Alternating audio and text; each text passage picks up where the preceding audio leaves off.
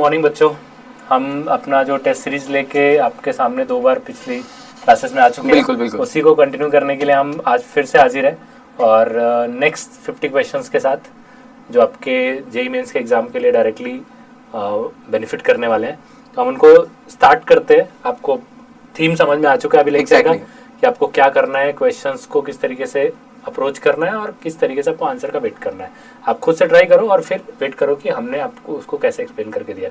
और जो भी कुछ एक्स्ट्रा बातें हम बता रहे हैं आपको कि बेटा ये करके जाना, उसको आप इम्पोर्टेंटली ध्यान में रखो और बाद में उसको आप जरूर कर लो, क्योंकि अब कुछ तो मुझे लगता है सर 1 वीक से भी कम ही रह गया। एग्जैक्टली सर, अभी तो बहुत ही कम टाइम रह गया। आप जो भी इंपॉर्टेंट पॉइंट्स उनको एक बार रिवाइज कर लोगे तो उससे आपका काफी फायदा होगा। ठीक है, सो बिना टाइम गवाए अपन स्टार्ट करते हैं सर। So question number 101। अब देखो ये बेटा आपका इनऑर्गेनिक केमिस्ट्री का क्वेश्चन दिख रहा है स्क्रीन पे, पीरियोडिक टेबल चैप्टर का। Exactly. Which of the following is incorrect option. कुछ ऑप्शंस दिए और हमें उनमें से चेक करना है कि कौन सा ऑप्शन इनकरेक्ट है। सो बेसिकली जो पीरियोडिक प्रॉपर्टीज अपन सर पढ़ते हैं उसके ऊपर क्वेश्चंस नजर आ रहा है अपने को। तो अब देखो सर, इसमें जो पहला वाला ऑप्शन है ये तो आइसो इलेक्ट्रॉनिक लग रहा है। हाँ, कैल्शियम 2+ K+ Cl- S-। बिल्कुल सर, आइसो इलेक्ट्रॉनिक स्पीसीज है ये। आइसो इलेक्ट्रॉनिक स्पीसीज में अगर रेडियस की बात करें तो आइसो इलेक्ट्रॉनिक स्पीसीज का रेडियस जो है वो माइनस चार्ज के डायरेक्टली प्रोपोर्शनल होता है। हाँ। और प्लस चार्ज के इनवर्सली प्रोपोर्शनल होता है। ये एक सिंपल रूल लगा के बच्चों ने तो आंसर आ जाएगा। हाँ। तो ये ऑप्शन तो करेक्ट दिख रहा है सर। हमें चाहिए था कौन सा ऑप्शन? Incorrect option. तो ये तो होगा नहीं, और क्योंकि इसमें S-2 पे सबसे ज्यादा नेगेटिव चार्ज है तो उसके लिए रेडियस सबसे ज्यादा होगा ऑब्वियसली।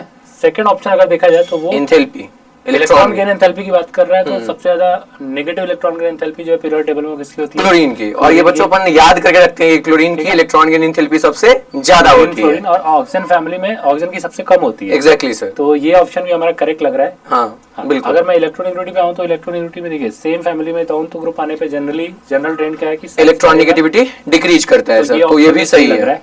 हाँ, आयनाइजेशन में अगर देखा जाए सेकंड सेल दिख रहा है हमें ये लिथियम, बेरिलियम, बोरोन और कार्बन। हाँ सर, सेकंड पीरियड के लोग दिख रहा है ना सर, ये गलत दिख रहा है। बोरोन, बेरिलियम का जो पेनिट्रेशन पावर है वो ज्यादा रहता है। Exactly sir. ठीक है, पेनिट्रेशन पावर ज्यादा है, वो न्यूक्लियस के पास है तो उसके इलेक्ट्रॉन निकालना डिफिकल्ट होता है। ठीक है, सो बोरोन से कंपैरेटिवली मुझे लगता है ज्यादा इजीली इलेक्ट्रॉन निकाल सकते हैं अपन। ठीक है, तो बेरिलियम की एनर्जी ज्यादा होनी चाहिए थी। एग्जैक्टली। ठीक है सर, बट उसने दिया boron is more greater than beryllium. So बच्चों ये ऑप्शन रॉन्ग होके आ रहा होगा। So option D will be the correct answer. अब मुझे लगता है दीपक सर कि ऐसे क्वेश्चंस जो भी पीरियोडिक टेबल के या बेस्ड हैं, प्रॉपर्टी बेस्ड है, वो बच्चों को अगर नोट्स वगैरह अच्छे से क्विकली रिवाइज करते रहे तो ही शॉर्ट नोट्स होना चाहिए। प्रॉपर्टीज का, ताकि उसको हम बार बार रिवाइज कर सके। क्योंकि ऐसे क्वेश्चंस बच्चों को एग्जाम में मिलते हैं। 1-2 क्वेश्चंस आपको ऐसे मिलेंगे और वो गलत नहीं होना चाहिए। आगे बढ़ते हैं सर क्वेश्चन नंबर 102 के ऊपर की तरफ चलते हैं सर हम। Question number 102। हाँ बिल्कुल सर। अब ये तो मुझे लग रहा है सर पूरा मेमोरी बेस्ड सवाल आया है ये अभी। इसके लिए मैं बस इनको ये बताना चाहूंगा एग्जैक्टली बेटा, आपको Z = 100 से लेकर के एटलीस्ट 110 या 11 तक। Exactly sir. ये 10 एलिमेंट के नाम, ऑफिशियल नेम, देखो आईपीएससी नेम लिखने का तो रूल है। Yes sir. वो तो आप आराम से कर पाओगे, उसका तो कोई टेंशन ही नहीं है। बट ऑफिशियल नेम तो रैंडमली किसी के ऊपर भी हो सकता है। साइंटिस्ट को जो पसंद है उसके नाम पे रख दिया। बिल्कुल। पापा, मम्मी, भाई, बहन, बीवी, ठीक है, जिसके मन पे आया रख दिया। तो मुझे ऐसा दिख रहा है सर, आप ये अगर 10 एलिमेंट के ऑफिशियल नेम याद रखते हो तो मुझे लगता है कि आपको जब भी ऐसा क्वेश्चन आएगा उसको सॉल्व करने में कभी भी कोई टेंशन नहीं होगी। अपनी मेमोरी के हिसाब से सर मुझे लग रहा है ये फर्स्ट नंबर वाले का नाम जो है वो करेक्टली मैच्ड है। बाकी सब जो है तो ये बच्चों याद करने के ऊपर है टोटली। अगर आपको लर्न होगा तो आप सही से बनाओगे, लर्न नहीं होगा तो फिर इसका कोई दूसरा अल्टरनेटिव रास्ता नहीं है जो आपको बता करके जाओ बेटा। ऐसे क्वेश्चंस अगर आपको करेक्ट करने हैं तो 100 से 110 तक के एलिमेंट्स के जो भी ऑफिशियल याद होने चाहिए। ओके, आगे बढ़ते हैं sir. Let's move to the next question. Question number 103। Assertion reason based question आया सर। ऐसे क्वेश्चन जो है इनऑर्गेनिक के बहुत सारे आते हैं। बहुत सारे आते हैं। चेक करते हैं क्या लिखा है। ग्रुप 18 के जो एलिमेंट्स हैं they are gases at room temperature. बिल्कुल सही बात है, क्योंकि इस फैमिली का नाम ही है इनर्ट गैस। वो तो सीधा लिखते हैं अपन, इनर्ट गैस बचपन से रटते हैं सर, इनर्ट गैस ग्रुप 18। ठीक है, तो पहला स्टेटमेंट सही लग रहा है। एग्जैक्टली सर लिखा है all have stable configuration of NH2 NP6। ये रॉन्ग हो गया सर। एग्जैक्टली। हीलियम के लिए तो केवल NH2 होता है। NH2 हाँ। ठीक है, तो सारे मुझे लगता है बच्चों को ध्यान नहीं रहता ये चीजों पर। अरे यार NH2 NP6, हाँ वो नियॉन से सोचेंगे कि ऐसा, हाँ वो आपसे भी गलती हो सकती है पी ब्लॉक बच्चों। में एक एलिमेंट है हीलियम जिसका कॉन्फ़िगरेशन NH2 पी ब्लॉक से ही मैच नहीं होता। Exactly. और वो इसी फैमिली में आता है। हाँ। तो ये स्टेटमेंट हो गया wrong. Wrong. Assertion is true but reason is false. ऐसा बट मुझे लगता है मोस्टली बच्चे सर इसका आंसर जो है दोनों correct reason is correct explanation भी करेंगे कि reason is a correct explanation of assertion, तो ये गलती नहीं करना। समझ में आया? हीलियम, हीलियम ध्यान रखो, नोबेल गैसेस में हीलियम बहुत बड़ा एक्सेप्शन है, ठीक है। इवन प्रॉपर्टीज में भी हीलियम बहुत बड़ा एग्जैक्टली सर, exception है। Exactly sir.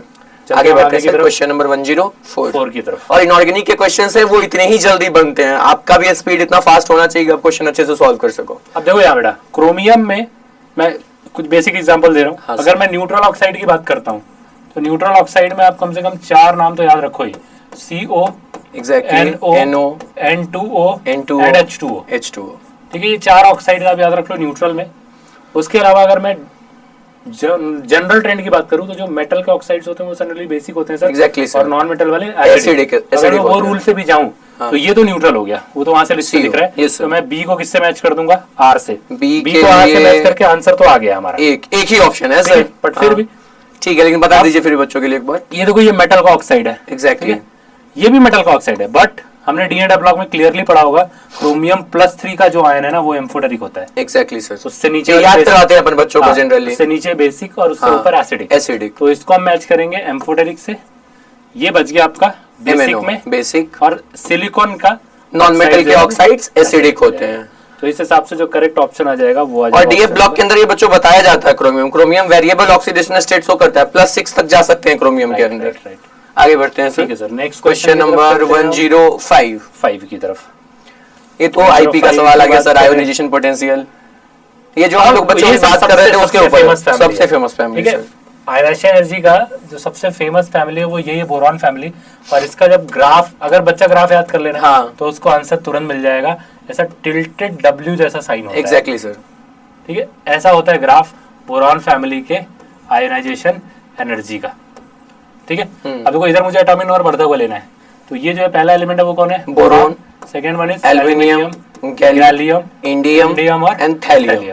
अगर हम ये ग्राफ बस याद कर ले तो इसका आंसर बस क्या ध्यान रखना बच्चों, ऐसा W टाइप का टिल्टेड ग्राफ होता है और बोरोन से कहां तक जाना है? थैलियम तक जाना है, बस बाकी और कुछ नहीं। अब देखो बेटा, सबसे हाईएस्ट वैल्यू मुझे बोरॉन की चाहिए तो सब ऑप्शन में बोरॉन के बाद कौन सा चाहिए? बोरोन के बाद सर थैलियम मिल रहा है, थैलियम के बाद गैलियम, और गैलियम के बाद एल्यूमिनियम, और उससे भी नीचे है इंडियम। तो ऐसा कोई वाला में एक ऑप्शन सर में दिख रहा है फर्स्ट नंबर। तो मतलब देखो सर ने कितना आसान कर दिया इस सवाल को, मतलब अपने को कुछ भी रैंडमाइज करके ऑर्डर दे दे तो आप पूरा रट के नहीं रख सकते हो, बट इसको बहुत जनरली एकदम आराम से याद रख सकते हो। और इसमें सर अपन देखा जाए तो ट्रेंड में ही चल रहे हैं, boron, aluminium, gallium, indium, thallium, तो ज्यादा कुछ मुश्किल है नहीं। आगे बढ़ते हैं sir, next question, question number 106। Amphoteric, फिर से एम्फोट्रिक का सवाल आया। अब देखिए सर, जिंक का ऑक्साइड एम्फोटेरिक, एम्फोट्रिक, ये एम्फोटेरिक है। एग्जैक्टली। बोरॉन वाला एसिडिक होता है। हाँ सर, बोरोन के क्योंकि ऑर्थोबोरेट बनाता है। Beryllium amphoteric, amphoteric oxide. Chromium chromium अभी जस्ट आया था, क्रोमियम +3 एम्फोट्रिक आ रहा है। वेनेडियम +5 भी एम्फोटेरिक होता है। यस सर, वेनेडियम +5 भी एम्फोट्रिक, डी ब्लॉक में भी देखते हैं। लेड और टिन के सारे ऑक्साइड एम्फोटेरिक एम्फोट्रिक होते हैं। लेड और टिन के सारे ऑक्साइड एम्फोटेरिक होते हैं। एल्यूमिनियम भी एम्फोटेरिक होता है। एम्फोट्रिक, ये जो है वो आपका एसिडिक हो जाएगा। तो इसमें से सर कितने काउंटिंग आ रहे हैं? अगर मैं काउंट 1 2 3 4 5 6, टोटल so 6 कंपाउंड्स हैं। कौन कौन सा बच्चों आ रहा है amphoteric? Al2O3, PbO2, V2O5, Cr2O3 और BO, ये सारे के सारे ऑक्साइड्स कैसे हैं? एम्फोट्रिक। और इसका तरीका भी सर ने भी बताया। In general medium oxidation number में अगर सर कोई है तो उसका नेचर जनरली क्या रहता है? एम्फोट्रिक होने के चांसेस रहते हैं। आगे बढ़ते हैं, क्वेश्चन नंबर 107। ये तो जनरल कॉन्फ़िगरेशन के रिगार्डिंग है, तो मुझे लगता है याद होगा बच्चों को, अपने को टाइम नहीं देना। ये तो करेक्ट होने ही चाहिए, इसका तो कुछ आपको एस ब्लॉक का कॉन्फ़िगरेशन, एस ब्लॉक का कॉन्फ़िगरेशन, एस ब्लॉक का लास्ट इलेक्ट्रॉन एस में ही फिल होगा। हाँ, P में कोई इलेक्ट्रॉन फिल होगा। एग्जैक्टली। तो फोर्थ को मैं ऐसे मैच करूंगा। फोर्थ को ए से मैच करने के लिए सर 2 ऑप्शंस आ रहे हैं। अब और देख लेते हैं। पी ब्लॉक के लिए पी फिल होना चाहिए, तो थर्ड के लिए सर मैच होना चाहिए पी ब्लॉक, थर्ड के लिए बी, 3B, 3 के लिए बी, ये भी 2 में मैच कर रहा है सर। ठीक है, अब चलते हैं। मतलब अपने को 2 से काम नहीं यहाँ पे चलेगा। लास्ट इलेक्ट्रॉन किस में जा रहा है? डी में जा रहा है, n-1 डी, तो ये डी ऑर्बिटल, डी ऑर्बिटल। तो 1 का मुझे सी चाहिए। डी 1 के लिए C, fourth option sir, fourth option. मुझे लगता है ये क्वेश्चन एक्सप्लेनेशन करने का है तो बेसिक, ये बेटा हाँ, ये बहुत ही आसान था आपके लिए। हाँ, लेकिन ठीक है, ये भी जनरल इंफॉर्मेशन दिए एनसीईआरटी बुक में एज ए इंफॉर्मेशन इसको अपन लर्न करके रख सकते हैं कि ब्लॉक केमिस्ट्री में तो याद ही होना चाहिए। 108, क्वेश्चन नंबर 108। सब सेल्स के रिगार्डिंग सर पूछ रहा है इसमें कि करेक्ट एनर्जी ऑर्डर क्या होगा। एनर्जी का ऑर्डर जब पूछता है बेटा तो आपको यहाँ पे सर क्वेश्चन में बच्चे कई बार फंस जाते हैं। अगर यहाँ मेंशन होता what is the correct energy order of given subshell for hydrogen atom, हाँ, तो फिर n+l रूल नहीं लगता, तब n रूल लगता है। n रूल लगता है। सिंगल इलेक्ट्रॉन सिस्टम में एनर्जी डिसाइड होती है बेटा n रूल से। तो आप हमेशा जब भी ऐसा क्वेश्चन आएगा एनर्जी डिसाइड करने का, तो आप पहले वहाँ पे देखो कि वो कहीं हाइड्रोजन के लिए तो नहीं पूछ रहा है, वो कहीं हीलियम प्लस के लिए तो नहीं पूछ रहा है, तो फिर आंसर चेंज हो सकता है और ऑप्शन में भी दे देगा। अगर सिंगल इलेक्ट्रॉन सिस्टम के लिए ऑर्डर पूछ रहा है तो आपको n+l रूल यूज करना है। मल्टीपल इलेक्ट्रॉन सिस्टम के लिए पूछ रहा है तो सिंगल इलेक्ट्रॉन के लिए n रूल और मल्टीपल के लिए n+l रूल। तो अब ये मल्टी इलेक्ट्रॉन सिस्टम में कुछ मेंशन नहीं है, एग्जैक्टली मैं मल्टी इलेक्ट्रॉन मान के क्या करूंगा, n+l सबका n+l निकाल लेता हूं मैं। 6 के लिए सर 6+0, ये 6+1, ये 4+3 और ये 5+2। तो ये सर 6 आ रहा है, ये 7 आ रहा है, ये भी 7 आ रहा है और ये भी 7 आ रहा है। अब इसमें तो सर ये सिखा देना आप सेम हो जाता है तो n की वैल्यू के अकॉर्डिंग चलते हैं। एग्जैक्टली। तो सबसे पहले फिल होगा तुम्हारा 6s के बाद फिल होगा 4f के बाद सर फिल होगा कौन सा 5d और 5d के बाद फिल होगा 6p। जब बच्चों n+l सेम आ जाता तो डिसीजन कंट्रोल चला जाता है n के पास, तो इसलिए ऑप्शन नंबर जो है वो करेक्ट हो जाएगा C। ठीक है, let's move to the next question. Question number 109। अब ये भी देखो एनसीईआरटी से ही डाटा उठाया है, एनसीईआरटी से डेटा उठाया है सर, और कॉन्फ़िगरेशन के अकॉर्डिंग अपन आंसर्स मैच कर पाएंगे इसका। आई गेस क्या करना है यहाँ पे मुझे फर्स्ट आयनाइजेशन एंथैल्पी से मैच करना है। तो आप मुझे देखो कि सोडियम मैग्नीशियम एक ही सेम फैमिली के मेंबर है, सेम पहले इनका ऑर्डर मैं इनको एक्सप्लेन कर देता हूँ।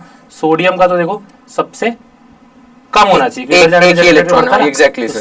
सोडियम के बाद एल्यूमिनियम आता है, एल्यूमिनियम से ज्यादा मैग्नीशियम होता है और मैग्नीशियम से ज्यादा सिलिकॉन होता है। मतलब किसी भी सेम सेल में मैं एक जनरल रूल बताऊं, अगर for when n is same then your order will be S1 से ज्यादा होगा P1 से ज्यादा होगा S2 से ज्यादा होगा P2 से ज्यादा होगा P4 और P4 से ज्यादा P3 एंड देन P6। ये ऑर्डर आप I1 निकाल रहे हो, I2 निकाल रहे हो, I3 निकाल रहे हो, ये सब पे अप्लाई हो जाएगा। फील्ड की वजह से सर ज्यादा हो रहा है ऑब्वियसली। Yes exactly right. ठीक है, इसका पेनिट्रेशन पावर ज्यादा है ऐसा इसलिए, और इसका हाफ फील्ड है, फुल फील्ड है सबसे ज्यादा। एग्जैक्टली। तो ये पता है आप सेम सेल में जब आप I1 निकाल रहे हो या I2 निकाल रहे हो, I3 निकाल रहे हो, सबके लिए ऑर्डर है। एग्जैक्टली, सब पे अप्लाई कर सकते हैं। अगर आप ये ऑर्डर याद कर लेते हो बेटा तो सेम सेल के लिए I1 I2 I3 कुछ भी ऑर्डर पूछता है तो इसकी हेल्प से आप उसको सॉल्व कर सकते हो। एग्जैक्टली। तो let's move to the question. ये देखता हूं इसके अकॉर्डिंग आंसर्स मैच करके देखते हैं। सबसे बड़ी वैल्यू सिलिकॉन से मैच करनी है सर। इसमें सबसे बड़ी वैल्यू सर मुझे दिख रही है 786 है, तो मैं इसको मैच करूंगा सिलिकॉन। 4 के लिए C, तो 4 के लिए हो जाएगा C। सबसे छोटी वैल्यू मुझे सोडियम के लिए लेनी है। सबसे छोटी वैल्यू आई गेस 496। 1 के लिए D। इससे काम बना 1D और 1 के लिए D। हाँ सर, एक ही ऑप्शन मुझे दिख रहा है। सेकंड D दो ऑप्शन में, और 4 के लिए C। हाँ, ये भी दो ऑप्शंस में है सर। फिर मैं इसके बाद अब एक और मैच कर ही लेते हैं ना, अपन ने बताया। सेकंड हाईएस्ट वैल्यू कौन सी है? 575। इसको मैं B से मैच करूंगा और इसको मैच करूंगा मैं 2 को मैच करेंगे A नंबर से सर। A के साथ ये मुझे एक सेकंड नंबर ऑप्शन में दिख रहा है सर। तो sir option number 2 will be correct answer. So बच्चों क्या ध्यान रखना है, ये जो सर ने अभी डिस्कस किया है ये अपने को ट्राई करना है, लर्न करके रखने का कि इस पेनिट्रेशन पावर के अकॉर्डिंग हम लोग डिसाइड करते हैं कि फर्स्ट आयोनाइजेशन एंथैल्पी कैसे निकाली जाती है। आगे बढ़िए, चलते हैं अगले क्वेश्चन की तरफ। क्वेश्चन नंबर 110 पे आए अगर हम, तो यहाँ पे देखो बेटा फिर से ये स्टेटमेंट बेस्ड क्वेश्चन आ गया हमारा। Na+ और Al3+। Na+ और Al+3 हीलियम बनाया ना सर, नियॉन बनाया ना सबको। यस, नियॉन बनाया, आइसोइलेक्ट्रॉनिक तो है। ठीक है, फिर बोल रहा है magnitude of ionic radius of Al+3 is less than. ये आइसोइलेक्ट्रॉनिक है ना, तो अभी मैंने बोला अभी जस्ट कि पॉजिटिव चार्ज के इनवर्सली होता है और नेगेटिव में डायरेक्टली। ठीक है, तो अभी देखो इस पे ज्यादा प्लस चार्ज है तो इसकी साइज कम रहेगी। स्टेटमेंट 1 तो सही लग रहा है sir. Exactly sir.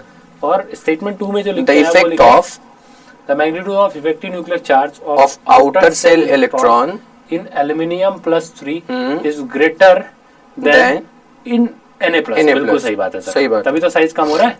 Z effective size छोटा। क्यों? क्योंकि Z इफेक्टिव जो होता है ना सर, वो पॉजिटिव चार्ज के डायरेक्टली प्रोपोर्शनल होता है और नेगेटिव चार्ज के इनवर्सली प्रोपोर्शनल होता है। इसी की वजह से तो इसका रिलेशन रिवर्स आ रहा है। राइट, तो इसमें दोनों करेक्ट हो जाएगा। अच्छा, अगर ये असर्शन रीजन का क्वेश्चन होता तो करेक्ट एक्सप्लेनेशन भी हो जाता हो सकता है, क्योंकि उसी की वजह से अपन एक्सप्लेन कर रहे हैं। सो ए नंबर में sir both statement are true. Okay, let's move to the next question. So Z effective is also important बच्चों, उसको आप स्किप नहीं कर सकते हो। पीरियोडिक टेबल में तो सर ये सब पॉइंट्स तो Z इफेक्टिव निकालना इसीलिए तो सर शॉर्ट नोट्स मतलब मुझे लगता है बहुत इंपॉर्टेंट है, जिसका रिवीजन होना चाहिए बच्चों। अब देखो बेटा ये 111 हमारा थर्मोडायनेमिक्स का। The work done during reversible isothermal expansion. 1 mole gas दिया हुआ है हमें, यस, 25 डिग्री सेल्सियस टेम्परेचर दिया हुआ है, और प्रेशर 20 एटीएम से 10 एटीएम तक दिया है सर, और आर की वैल्यू कैलोरी में ली, कैलोरी में सॉल्व करना है। बेटा देखो, आइसोथर्मल रिवर्सिबल प्रोसेस के वर्क डन का पहले तो आपको फॉर्मूला याद होना चाहिए sir, minus 2.303 n R T log V2 by V1 या फिर P1 by P2। वो अपन PV इक्वल टू एनआरटी से बच्चों V2 by V1 को P1 by P2 लिख सकते हैं। होगा तो हम कर सकते हैं। Exactly sir. अब यहाँ बस वैल्यूज पुट करने हैं सर और सॉल्व कर देना है। तो अगर मैं वैल्यूज पुट कर दूं तो ये हो जाएगा माइनस 2.303।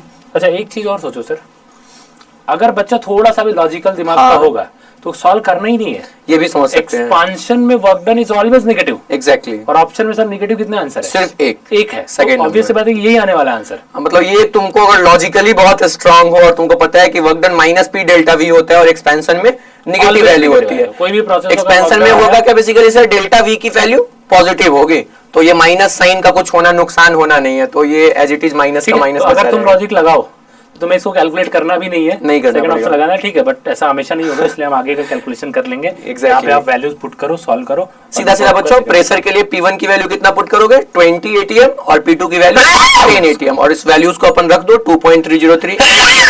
नंबर 1 था, R की वैल्यू 2 पुट कर दो। टेम्परेचर की वैल्यू कितनी दी है सर? 25 डिग्री सेल्सियस, मतलब 298 केल्विन इनटू लॉग, और अपन P1 by P2 यूज करें तो P1 के जगह पे कितना रखेंगे सर? 20 डिवाइडेड बाय 10, और ये भी कट के आ जाएगा 2, और log 2 की वैल्यू होती है बच्चों 0.3010। तो इसकी वैल्यू मैंने आपको बता दी, तो पैसे कैलकुलेट कर सकते कोई दिक्कत नहीं है, जेईई स्टूडेंट्स हैं। हां, इतना स्मार्ट तो हैं, इस की सॉल्व कर सकते हैं। Question number 112। अब देखो ये बेटा कॉन्सेप्चुअल चीज आ गया फिर तुम्हारे लिए। एग्जैक्टली। एंट्रोपी आपको क्या कराना है? इंक्रीज कराना है। तो पहले तो आपको कुछ जनरल बातें याद रखनी चाहिए। एंट्रोपी जो है वो टेम्परेचर के डायरेक्टली प्रोपोर्शनल होता है और प्रेशर के इनवर्सली प्रोपोर्शनल होता है, ठीक है। दूसरा, entropy of gas is always more than entropy of liquid, and entropy of liquid is more than entropy of solid, ठीक है। उसके अलावा कुछ बहुत फेमस एग्जांपल एनसीईआरटी में दिया है, जैसे बॉइलिंग ऑफ एग से क्या होगा, वो तो बहुत ज्यादा सुंदर सवाल है। एग्जैक्टली। तो ये सब बेटा अच्छे से पढ़ के जाओगे, और वहां पर बॉइलिंग ऑफ एग के टाइम पे अगर आपने ये कांसेप्ट लगाया तो आंसर गलत हो जाएगा। सॉलिडिफाई हो रहा है तो एंट्रोपी डिक्रीज, बट डीनेचुरेशन में प्रोटीन होता है तो एंट्रोपी बढ़ती है। तो अगर मैं यहाँ से देखूं ऑप्शंस के हिसाब से, तो पहला ऑप्शन दिया है लिक्विड को वेपर बना रहे हैं, तो ये तो करेक्ट है, एंट्रोपी बढ़ेगी ऑब्वियसली सर, एंट्रोपी बढ़ेगी, ठीक है। दूसरा, temperature of crystalline solid lower, temperature कम किया, देखो सर टेम्परेचर कम किया तो एंट्रोपी कम हो जाएगा, ये तो कम गलत हो गया। तीसरा देखा जाए तो देखो यहाँ बेटा सॉलिड था और प्रोडक्ट साइड में तुम्हें क्या मिल रहा है? गैसियस, तो एंट्रोपी बढ़ी सर, ऑब्वियसली एंट्रोपी बढ़ी। यहाँ तुम्हारे पास 1 मोल गैस था और यहाँ पे 2 मोल, और यहाँ पे 2 मोल है, यहाँ भी बढ़ रहा है। मतलब बेसिकली ऐसे समझो, जहां भीड़ ज्यादा बढ़ती जा रही है, रैंडमनेस उतना ज्यादा बढ़ेगा तो एंट्रोपी बढ़ेगी, सिंपल। तो इसलिए करेक्ट ऑप्शन इज, मतलब मुझे लगता है सर ये कंप्लीटली कंसेप्चुअल सवाल है जो अपन कंसेप्ट्स के ऊपर अप्लाई करके सॉल्व कर सकते हैं। 113 नंबर, ये भी अपना तो ऐसा ही क्वेश्चन है, ऐसा ही सवाल है।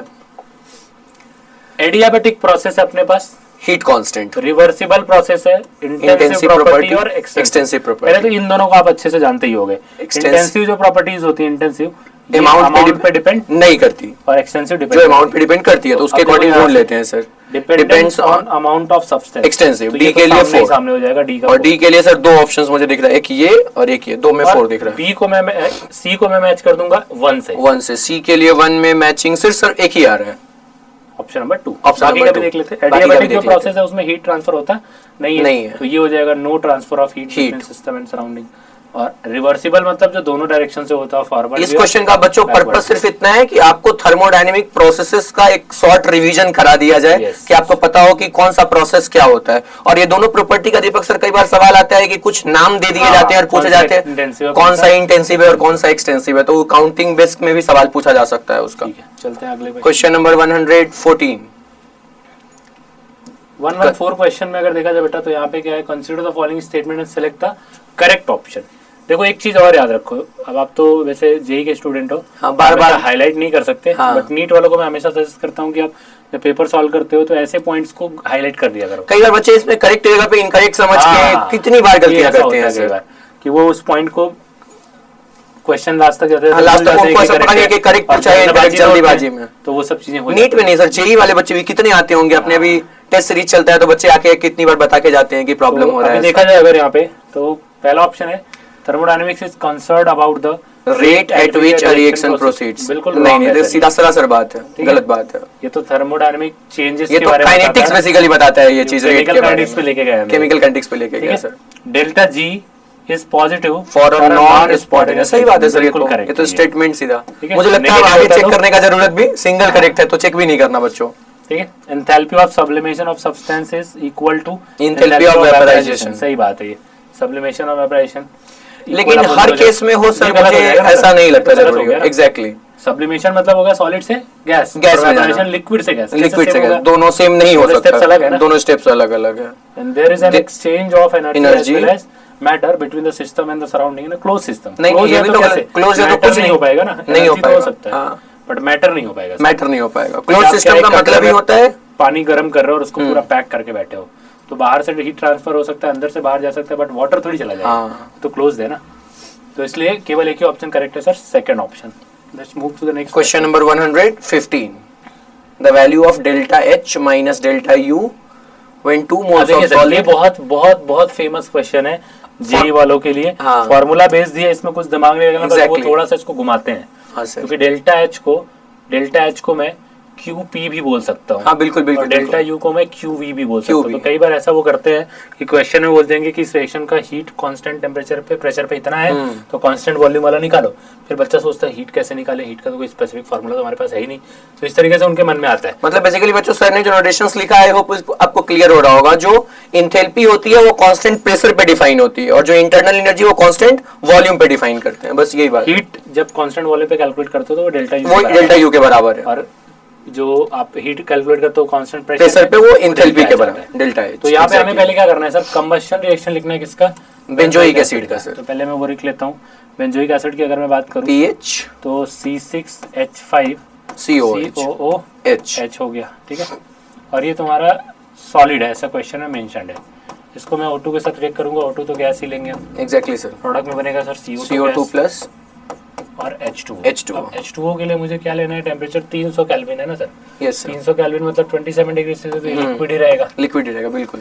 अब बैलेंस करते समय यहाँ पे 6 और 1 7 कार्बन है, तो यहाँ पे 7 CO2 आ जाएगा। हाइड्रोजन यहाँ पे 5 और 6 है, तो यहाँ पे 3 H2 आ जाएगा। अब अपन ऑक्सीजन बैलेंस कर लेते हैं सर। 14 और 3 2 मोल्स तो यहाँ आ चुके हैं, तो कितना बचेगा सर 15 15/2 ये हो गया बैलेंस। टोटल 17 ऑक्सीजन ही था, 17 ऑक्सीजन। अब यहाँ से हम डेल्टा Ng की वैल्यू निकाल लेंगे और फिर फॉर्मूला यूज करेंगे, delta H equals to delta U plus delta Ng RT, ठीक है। और ये बहुत स्टैंडर्ड फॉर्मूला है बच्चों, आपको याद होना चाहिए, एंथैल्पी और इंटरनल एनर्जी का रिलेशन, ठीक है। अब देखो हमें एक वैल्यू तो दी है, delta H minus delta U। अच्छा, हमें यही निकालना है सर, दोनों वेरिएबल को एक साथ दे दिया है। तो delta H minus delta U equal to delta, तो हमें निकालना पड़ेगा डेल्टा Ng RT। और R की वैल्यू पता है सर, T पता है, हमें निकालना है, तो हम R की वैल्यू रख लेंगे 25/3 और टेम्परेचर दिया ही है, बस उसको जूल से किलो जूल में कन्वर्ट कर लेंगे। तो ये मुझे लगता है स्टैंडर्ड है, अपन फॉर्मूला बता दिया बच्चों को। बेसिकली बच्चों आपको gaseous moles of product minus reactant का चेंज निकालना है। क्या सर आंसर बेटा नेगेटिव में आएगा, क्यों, क्योंकि डेल्टा Ng माइनस में है। एग्जैक्टली। आगे बढ़ते हैं सर, क्वेश्चन नंबर 116। यहाँ पे क्वेश्चन में क्या पूछ रहा है, choose the substance has higher possible entropy per mole at a given temperature। अब टेम्परेचर तो कांस्टेंट कर दिया। Exactly sir. तो अब देखो अपने पास ये सॉलिड है, सॉलिड का एंट्रोपी तो कम होता है, एंट्रोपी कम होगा। हाँ, ये गैस है, ये भी गैस है, ये भी गैस है, लेकिन प्रेशर सर, लेकिन प्रेशर आपने भी जस्ट बताया था, नाइट्रोज जो है एंट्रोपी जो है वो प्रेशर के इनवर्सली प्रोपोर्शनल होगा। प्रेशर जितना कम एंट्रोपी उतना ज्यादा। तो सबसे कम प्रेशर सर ये दिख रहा है मुझे। तो ऐसा बच्चों ऐसा क्यों हो रहा है ये भी समझो। प्रेशर आप जितना लगाओगे सिस्टम उतना कॉम्पैक्ट होगा, और जितना कॉम्पैक्ट होगा उसकी रैंडमनेस उतनी कम होगी। आगे बढ़े सर, चलते आगे। Question number 117। ये जो क्वेश्चन है यहाँ पे 1000 जूल पर gram of heat is absorbed by 100 degree by water, what is delta S. तो सर एंट्रोपी चेंज का अगर मैं जनरल फॉर्मूला देखूं Q/T ना सर, वो होता है Q/T, T, ठीक है। अब यहाँ मैं अगर वैल्यूज रखता हूँ तो आपका देखो ऑप्शन जो है वो पर मोल के लिए सर, पर मोल के लिए सर। तो 1 मोल वाटर का मास तो 18 ग्राम होता है, 18 ग्राम। हाँ बिल्कुल। तो मैं 1 ग्राम के लिए सॉल्व करूंगा या 18 ग्राम के लिए? 18 ग्राम के लिए सॉल्व करना है, पर मोल निकालना। वैल्यू लिखूंगा 18,000। क्योंकि वो पर ग्राम के लिए बच्चों हीट दिया है, हमको 18 ग्राम के लिए निकालना है क्योंकि पर मोल में सॉल्व करना है। 1 ग्राम ने 1000 अगर एब्जॉर्ब करा तो 18 ग्राम ने 18,000 एंड डिवाइड बाय, इसको केल्विन में लेना है मुझे, देखो यूनिट टेंपरेचर क्या है। तो अपने को 373 कर लेंगे ना सर, इसको डिवाइड बाय 373 कर लेंगे तो ये आ जाएगा joule kelvin inverse mole inverse. ठीक है, और बस इसको इसको सॉल्व करके मुझे लग रहा है तो 3 4 टाइम्स लगभग जाएगा। हाँ। तो 4 टाइम्स में मुझे तो सिर्फ सर एक ही ऑप्शन दिख रहा है, first number. So first option will be correct. अब देखो बच्चों, मतलब पूरा डिवीजन करने का भी जरूरत नहीं है, इस 4 गुना ही पहली बार में डिवीजन कर सकते हैं, तो ऑप्शंस भी उसी हिसाब से अरेंज किया है सर। चलते हैं आगे बढ़ते हैं, क्वेश्चन नंबर 118। ये भी इधर तो बस क्वेश्चन में सर रिएक्शन को पहचानना है, बिल्कुल एनसीईआरटी में आपको पूरा डिटेल दिया है बेटा, जहाँ पे अलग अलग टाइप के रिएक्शंस हैं। और कई बार तो क्वेश्चन आता है सर, 4 ऑप्शन देके पूछता है which of the following is formation reaction, वो भी नहीं कर पाते मुझे लगता है बच्चे का। न्यूट्रलाइजेशन कौन है, कंबशन कौन है, सब्लिमेशन कौन है। ये पहला वाला रिएक्शन देखूं सर, पहले रिएक्शन में CH4 के सारे बॉन्ड्स ब्रेक किए हैं, यस इसको हम जनरली क्या बोलते हैं, एंथैल्पी ऑफ एटमाइजेशन। बिल्कुल सर, तो इसको हम मैच कर देंगे S से। A के लिए S की मैचिंग आ रही है सर, और वो सर सिर्फ 2 ऑप्शंस में, थर्ड और फोर्थ। B में तो देखो दोनों में T दिया है, फिर भी ट्राई करते हैं। देखो ग्रेफाइट और के लिए सर ये मुझे लग रहा है फॉर्मेशन का फॉर्म से एक कंपाउंड बना रहे हैं, तो एंथैल्पी ऑफ फॉर्मेशन ऑब्वियसली इसको T से मैच कर देंगे। T से मैच कर रहा है। यहाँ पे देखो सर ग्लूकोज को जला रहे हैं, कंबशन। C के लिए सर Q से, Q के लिए हाँ एंथैल्पी ऑफ कंबशन। अब यहाँ पे काम हो गया अपना सर, ऑप्शन नंबर 3। और भी आगे देखना चाहे तो देख सकते हैं, NaCl सॉलिड है, उसको एक्वस में कर रहे हैं, enthalpy of solution, it is called a solution. यहाँ पे केवल लैटिस एनर्जी है, हाँ, क्योंकि ब्रेक डाउन किया है कंपाउंड को, उसके गैसियस कैटायन आयन में ब्रेक करने को हम बोलते हैं enthalpy of lattice energy. And the last one is hydrogenation reaction, क्योंकि अल्कीन को हम अल्केन में कन्वर्ट कर रहे हैं, this is enthalpy of hydrogenation. अब इसमें क्वेश्चन हो सकता है कि इनमें से कितने प्रोसेस है जो हमेशा एंडोथर्मिक होते हैं। हाँ, ये भी बहुत इंपॉर्टेंट है, बेसिक चीजें आपसे एग्जाम्स में आ सकती है, उन पे ध्यान देना है। और वो साइन कन्वेंशन अपने लिए बहुत इंपॉर्टेंट होता है बच्चों, तो आप प्रैक्टिस करो, उसका रिवीजन कर लो अच्छे से एक बार। क्वेश्चन नंबर 119, बॉन्ड एंथैल्पीज दे रखी है सर अलग अलग, H2 X2 HX का रेशियो दिया है उसका अपने को 2:1:2, और हमसे पूछा जा रहा है कि enthalpy of formation of HX is -50, तो बॉन्ड एंथैल्पी H2 की कितनी? इसके लिए सबसे पहले तो सर हमें क्या करना पड़ेगा, फॉर्मेशन रिएक्शन लिखना पड़ेगा किसका, HX के लिए, तो वो अपन लिख लेते हैं। मैं लिख लेता हूँ half H2 plus half X2 changing into HX। Exactly. अब इस पूरी रिएक्शन की एंथैल्पी ऑलरेडी दी हुई है, yes sir, that is -50 kilo joule per mole. अब देखो सर, अगर कभी भी रिएक्शन में जितने भी बॉन्ड्स हैं उनकी एनर्जी दी होती है, तो पूरे रिएक्शन की एंथैल्पी निकालने के लिए हम summation of energy of reactant minus summation of energy of product कर सकते हैं। एग्जैक्टली। तो अगर मैं वो फॉर्मूला यहाँ पे अप्लाई कर देता हूँ, तो मेरा ये वैल्यू हो जाएगा -50 is equal to half into bond energy of HH, hydrogen half of bond energy of halogen XX, okay, minus bond energy of HX। Exactly. अब हमें यहाँ पे वैल्यू तो नहीं दिया है, बट रेशियो दिया हुआ है 2:1:2 किसका, H2 तो इसको एक को x पकड़ लेते हैं, तो एक 2x, एक x और एक 2x। तो चलिए मैं इसको 2x लेता हूँ, इसको x लेता हूँ, और ये 2x हो जाएगा, वो यहाँ रख लेते हैं हम। यस, ठीक है, तो ये आएगा -50 इज इक्वल टू, ये हो गया HH की वैल्यू हमने कितनी मानी है सर, 2x। तो ये 2x/2 कितना हो जाएगा, x प्लस इसकी भी सर x मानी है, तो ये x/2 हो जाएगा, माइनस HX का हमने 2x माना है सर, x हो जाएगा, x नहीं सर, ये 2x ही रहेगा ना सर, क्योंकि डिवाइड तो नहीं कर रहे हैं। तो अब अगर देखा जाए तो ये 1.5x है, और ये -2x है, एग्जैक्टली, आ जाएगा 0.5x माइनस में, माइनस कैंसिल, तो यहाँ आगे मैं आगे लेके जाऊँ तो 0.5x की वैल्यू कितनी आ रही है सर, 50, तो x की वैल्यू कितनी आ गई, 100। सही है। अब ये जो वैल्यू है ये 100 आया, और हमसे पूछा है सर H2, तो 2x आएगा, 2x तो 200 आएगा, ऑप्शन नंबर A करेक्ट हो जाएगा। मतलब सिंपल मुझे लग रहा है सर, ये जो आपने रिलेशन लिखा है, बस यही रिलेशन में इसका सॉल्यूशन छुपा हुआ है। अगर आपने ये रिलेशन सही तरीके से लिख लिया तो आप बना सकते हो। और जब भी ऐसा रेशियो बेस का सवाल आए कुछ भी, तो किसी एक को पकड़ लो आप वेरिएबल में, ताकि सिर्फ एक वेरिएबल में डील करना पड़े आपको। देख लो आप कैसे हमने सॉल्व किया है, इस अप्रोच को थोड़ा एक बार दो बार और अप्लाई कर लो, आप पॉज करके एकदम आराम से देख सकते हो। कोई दो डेटा भी चेंज कर, इवन सर बोल रहे हैं डेटा भी चेंज करके आप अप्लाई करोगे तो पैटर्न क्वेश्चन बनाने का सेम टू सेम रहेगा। और इसको किसी भी रिएक्शन पे अपन अप्लाई कर सकते हैं सर। चलते हैं नेक्स्ट क्वेश्चन की तरफ। Question number 120। इधर अगर देखा जाए सर तो enthalpy of combustion of carbon to carbon dioxide is this, the amount of heat released when 35 gram of CO2 is formed from the reaction of carbon and dioxygen gas. इसके लिए पहले हमें क्या करना पड़ेगा, CO2 reaction लिखना पड़ेगा, लिखना पड़ेगा। अगर मैं वो रिएक्शन लिखता हूँ यहाँ पे तो C plus O2 changing into CO2।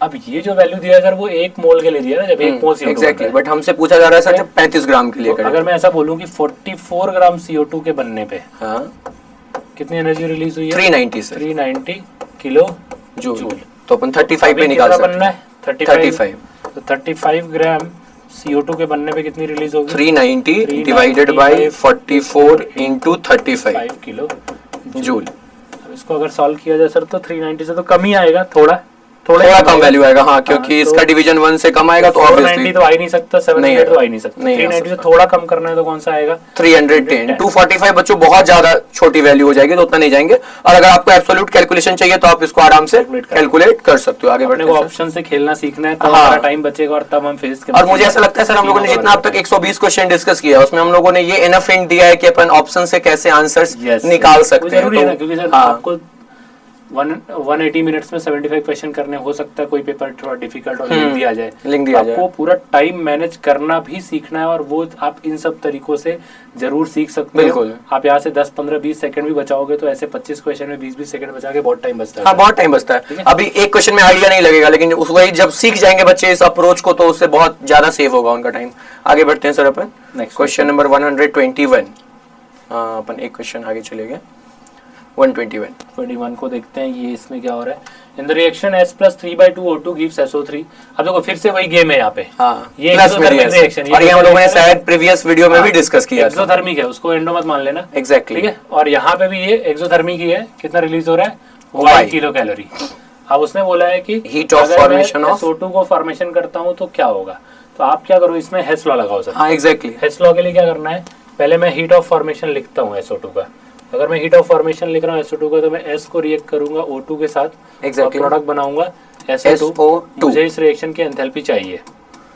अब मैं उन दोनों रिएक्शन को देखूंगा सर कि मैं ऐसा क्या करूं कि ऐसा ये बने। तो मुझे ये रिएक्शन को रिवर्स करना है और दोनों को ऐड करना है। एग्जैक्टली हो जाएगा काम। क्योंकि अगर मैंने इसको रिवर्स किया तो SO2 और SO3 कैंसिल भी हो सकता है। SO3 कैंसिल और ये दोनों रिएक्ट होंगे तो आपका O2 बचेगा। सही है, बिल्कुल। तो अगर उस हिसाब से सोचा जाए तो सर इसको पहले रिवर्स कर लेते हैं अपन SO3 वाले को। मैं उन दोनों रिएक्शन को लिख लेता हूं। Exactly S+3/2 O2 gives SO3। और इसके लिए सर -2x एंथैल्पी है, वो भी पहले अपन लिखे -2x एंथैल्पी की वैल्यू। नेक्स्ट वाले को रिवर्स करते हैं सर अपन। ये हो जाएगा SO3 giving SO2 plus half O2। और ये पहले से -y था लेकिन अब हमने रिवर्स किया तो +y हो जाएगा। अब इन दोनों को अपन ऐड कर सकते हैं। अगर इन दोनों को ऐड किया तो ये आ जाएगा ना बेटा, इन दोनों को ऐड करेंगे तो ऐड करते हो तो एंथैल्पी भी ऐड हो जाता है, तो इसलिए आंसर हो जाएगा y -2x। सो ये मुझे एक ही ऑप्शन में दिख रहा है sir, y -2x। This will be the answer. So क्या करना है बच्चों, जस्ट ये मैनिपुलेशन ऑफ रिएक्शन है, और ये अपन केमिकल इक्विलिब्रियम में भी करते हैं जब प्रॉपर्टीज इस्तेमाल कर रहे होते हैं किसी नए वाले का इक्विलिब्रियम कांस्टेंट निकालने के लिए। तो ये रिएक्शन का मैनिपुलेशन आना चाहिए। आगे बढ़ते हैं सर अपन क्वेश्चन नंबर 122। क्वेश्चन 122 में है बच्चों कि standard molar enthalpy of formation of CO2 is equal to, standard molar enthalpy कितनी होगी कार्बन डाइऑक्साइड के फॉर्मेशन के लिए। अब ये बस ऑप्शन से खेलना है, हाँ, ये कंसेप्चुअल सवाल है पूरा का पूरा। ठीक है, अब देखो पहले तो 0 होने के लिए ये एलिमेंटल और नेचुरल फॉर्म होना चाहिए, जो कि है नहीं, बिल्कुल ये तो नहीं हो सकता। और मुझे लगता है सर अपन रिएक्शन लिख दे, जो कि कई बार अपन लिखे भी हैं, तो कार्बन ग्रेफाइट यूज करेंगे अपन, carbon graphite plus O2 gas changing into CO2 gas. ये रिएक्शन है जिसके वो एंथैल्पी की बात कर रहा है। और फॉर्मेशन की एंथैल्पी बच्चों सिर्फ उसी के स्टैंडर्ड में 0 पकड़ते हैं जो नेचर में नेचुरली ऑपरिंग सबस्टेंस होता है, एग्जिस्ट करता है, बाकी का देखो सर, क्या मैं इस रिएक्शन को CO2 के फॉर्मेशन के अलावा ग्रेफाइट का कंबस्टन भी बोल सकता हूँ? हाँ बिल्कुल, कंबस्टन भी रिएक्शन है सर। तो यही अपना आंसर मिल गया देखो। और उसने बस क्या लैंग्वेज के साथ खेला है सर सवाल ने, मतलब बस अब ये मुझे लगता है नहीं क्लिक करेगा तो ये होगा नहीं, ये बिल्कुल नहीं होगा, ग्रेफाइट इस्तेमाल करते हैं ये नहीं देखो करेक्ट हो गया, क्योंकि दोनों बात बराबर है। जो यहाँ कंबशन रिएक्शन है वही फॉर्मेशन है, मतलब इस केस के लिए सर एंथैल्पी ऑफ कंबशन और एंथैल्पी ऑफ फॉर्मेशन दोनों सेम होगा। ऐसे आप वाटर का ले लो, H2 का कंबशन और वाटर का फॉर्मेशन सेम होता है। हाँ, वो भी सेम होगा। तो इस तरीके से बहुत सारे रिएक्शंस बनाए जा सकते हैं, तो आपको थोड़ा विचार करना पड़ेगा। अगर मुझे लगता है जल्दीबाजी में शायद बच्चे इसका आंसर क्या कर सकते हैं सर, अगर आप अब देखो, अगर उनको ये डायमंड और ग्रेफाइट का डिफरेंस समझ में नहीं आएगा तो सेकंड भी कर सकते हैं, सेकंड भी कर सकते हैं। यस, बाकी जिनके पास थोड़ा आइडिया होगा ऑब्वियसली फोर्थ नंबर तो ठीक करेंगे ही करेंगे। आगे बढ़ते हैं बच्चों, क्वेश्चन नंबर 123। अब इस क्वेश्चन देखो सर, ये क्वेश्चन अच्छा है, ठीक है। इस क्वेश्चन में उसने क्या किया है कि आपको डेल्टा जी और delta G not delta S not की वैल्यू दी हुई है एग्जैक्टली 200 केल्विन पे। तो पहले आप क्या करेंगे, उसकी हेल्प से डेल्टा एच नॉट निकालें, जिसके लिए अपन फॉर्मूला सर लिख सकते हैं क्या, delta G equal to delta H minus T delta S. ये अपन फॉर्मूला कर लेते हैं, वैल्यूज पुट कर लेते हैं sir. 20 kilo joule equal to delta H हम निकाल रहे हैं, डेल्टा एच फाइंड करना अपने को सर। टी की वैल्यू होगी, टेम्परेचर की वैल्यू 400 केल्विन दी है सर, 200 केल्विन ऊपर। हाँ, स्टार्टिंग टाइम में 200 एग्जैक्टली सर 200 केल्विन दिया है, और ये माइनस माइनस प्लस हो जाएगा। हाँ, 20 डेल्टा एस की वैल्यू 1000 कर लेता हूं तो किलो एग्जैक्टली जूल में, किलो जूल में कर रहे हैं क्या सर? हाँ हाँ, अच्छा, क्योंकि एक डेटा किलो जूल में और एक डेटा जूल में। तो ये 4 को उधर लिया तो माइनस हो जाएगा। डेल्टा एच की वैल्यू आ गई 16 किलो जूल एट 200 केल्विन। और एक डेल्टा एच तुम्हें और निकालना है बेटा 400 केल्विन पे एट 400 केल्विन। तो इसके लिए अपने पास एकदम आसान सा एक फॉर्मूला है जो तुम्हें याद रखना है, H2 minus H1 upon T2 minus T1 is equals to delta CP of reaction. ठीक है, ये फॉर्मूला CP आई गेस आप फैमिलियर हो गए कि CP किसको बोल रहे हैं अपन, molar heat capacity at constant pressure. जब भी आपको दो अलग अलग टेम्परेचर पे एंथैल्पीज की वैल्यू कैलकुलेट करनी है एक पर्टिकुलर रिएक्शन के लिए, तो आपको हमेशा ये फॉर्मूला यूज करना पड़ेगा। तो इसको अच्छे से ध्यान रखो अगर आपको नहीं आता है तो। H2 minus H1 divided by T2 minus T1 will gives you the CP value. H2 हम निकाल रहे हैं, H1 की वैल्यू 16 हो गई डिवाइडेड बाय T2 हमारी 400 है माइनस 200 हो गई, और डेल्टा CP हमें दिया हुआ है 20 सर 20। अब यहाँ पे लेकिन जूल में दिया है सर, किलो जूल में डील कर रहे हैं, तो हम इसको आगे हम डिवाइड बाय 1000 वगैरह कर लेंगे तो उससे हो जाएगा काम। ठीक है, यही भी कर लेते हैं डिवाइड बाय 1000। अब इसको सॉल्व कर लो बेटा आप, तो आपका कोई एक ऑप्शन। अभी यूनिट में ध्यान रखना, अगर आपको नहीं इच्छा थी तो आप सर इसको भी हम चाहते तो जूल में कन्वर्ट करके लेके चल सकते थे, कहीं भी आपको यूनिट सेम रखना पड़ेगा। ये जो 200 हो जाएगा, ये पूरा मैंने यहाँ ले लिया मल्टीप्लाइड बाय 200, तो देखो फिर 1000 से 4 की वैल्यू ऐड हो गया, तो H2 की वैल्यू कितनी आ गई 20 आ गई 20। और वो आंसर भी है सर, आंसर भी आ गया। मतलब ऐसा कुछ नहीं है कि हाई फाई कैलकुलेशन, आपको हमारा पर्पस सिर्फ ये है कि पैटर्न सिखा देना सवाल के रिगार्डिंग। इसलिए अपन कई बार बचते हैं कि नहीं चलो इसके आगे का तुम खुद से कैलकुलेट करो ताकि तुमको अच्छा लगे कि हाँ मैंने आंसर सही निकाला है। ये फॉर्मूला बेटा नोट कर लो, काफी इंपॉर्टेंट है आपके लिए। दो अलग अलग टेम्परेचर पे एक ही रिएक्शन की एंथैल्पीज को रिलेट करना, और ये सिर्फ तभी अप्लाई करना जब सेम रिएक्शंस के लिए दो अलग अलग एंथैल्पीज दो अलग अलग टेम्परेचर पर दी गई हो CP के साथ रिलेट करने के लिए। आगे चलते हैं, क्वेश्चन नंबर 124 पे आते हैं। From the following select one which is not an example of corrosion. अभी भी कंसेप्चुअल सवाल है पूरा का पूरा। इलेक्ट्रोकेमिस्ट्री में जब लास्ट में सबसे टॉपिक देखोगे आप, कोरोजन का एक पूरा टॉपिक ही है। उधर रस्टिंग ऑफ आयरन के इवन इक्वेशंस भी दिए हुए हैं, एग्जैक्टली ई नॉट सेल की वैल्यू दी हुई है, तो वो एक बार जरूर आप देख लो, क्योंकि आजकल एनसीईआरटी से कुछ भी पूछ दे रहे हैं और स्टेटमेंट बना के पूछ देता है सर सीधा सीधा, बच्चे उसको बहुत इग्नोर करते हैं कई बार। तो अब देखो, एक कोरोजन का example rusting of iron object तो है, हाँ, बट इलेक्ट्रोलाइसिस ऑफ वाटर करके H2 बनाना ये कोरोजन का एग्जांपल नहीं, ये तो फिर कंप्लीटली अलग प्रोसेस ही अलग हो गया। इसमें कोरोजन से कोई सिल्वर का टार्निश होना ये भी कोरोजन है। Development of green coating, copper के ऊपर जो ग्रीन कोटिंग आती है ये भी एक तरह का कॉपर के कंटेनर अगर कोरोजन यूज करते हो तो कोरोजन मतलब कुछ भी अनइवन हो रहा है किसी सबस्टेंस के साथ नेचुरली अपने आप में, मेटल के साथ, स्पेसिफिकली मेटल के साथ उसका ऑक्सीडाइज होकर के कुछ तो चेंज आ जाना प्रॉपर्टीज में, मेटलिक प्रॉपर्टीज में, मतलब उसकी जो ओरिजिनल बिहेवियर है उसमें चेंज आ जाना अचानक से। बट इलेक्ट्रोलाइसिस तो कंप्लीटली एक फंडामेंटल प्रोसेस ही डिफरेंट होता है। तो इसलिए जो करेक्ट ऑप्शन है वो कौन सा हो गया सर? Second number. आगे बढ़ते हैं सर क्वेश्चन नंबर 125 की तरफ। The resistance of one normal solution of salt is 50 ohm। मुझे लग रहा है ये इलेक्ट्रोकेमिस्ट्री का सवाल है, ठीक है। तो ये भी formula based question, formula based exactly. हमें यहाँ पे कैलकुलेट क्या करना है, इक्विवेलेंट कंडक्टेंस। इक्विवेलेंट कंडक्टेंस का जो फॉर्मूला होता है वो होता है 1000 times of conductivity upon normality. ठीक है, हाँ सर, ये फॉर्मूला हमारा। अब हमें क्या K दिया हुआ है सर? K की वैल्यू नहीं दिया, बट निकाल सकते हैं। K का भी फॉर्मूला हमारे पास, K का फॉर्मूला होता है 1/R into L/A। ठीक है, मतलब cell constant L Y. Yes yes. तो हमें देखिए आर दिया हुआ है, तो यहाँ लिख दो 1/50 और एल की वैल्यू कितनी दी है? एल की वैल्यू सर दी है electrode solution are 1 centimetre apart 2.1 और एरिया एरिया 4.2 सर।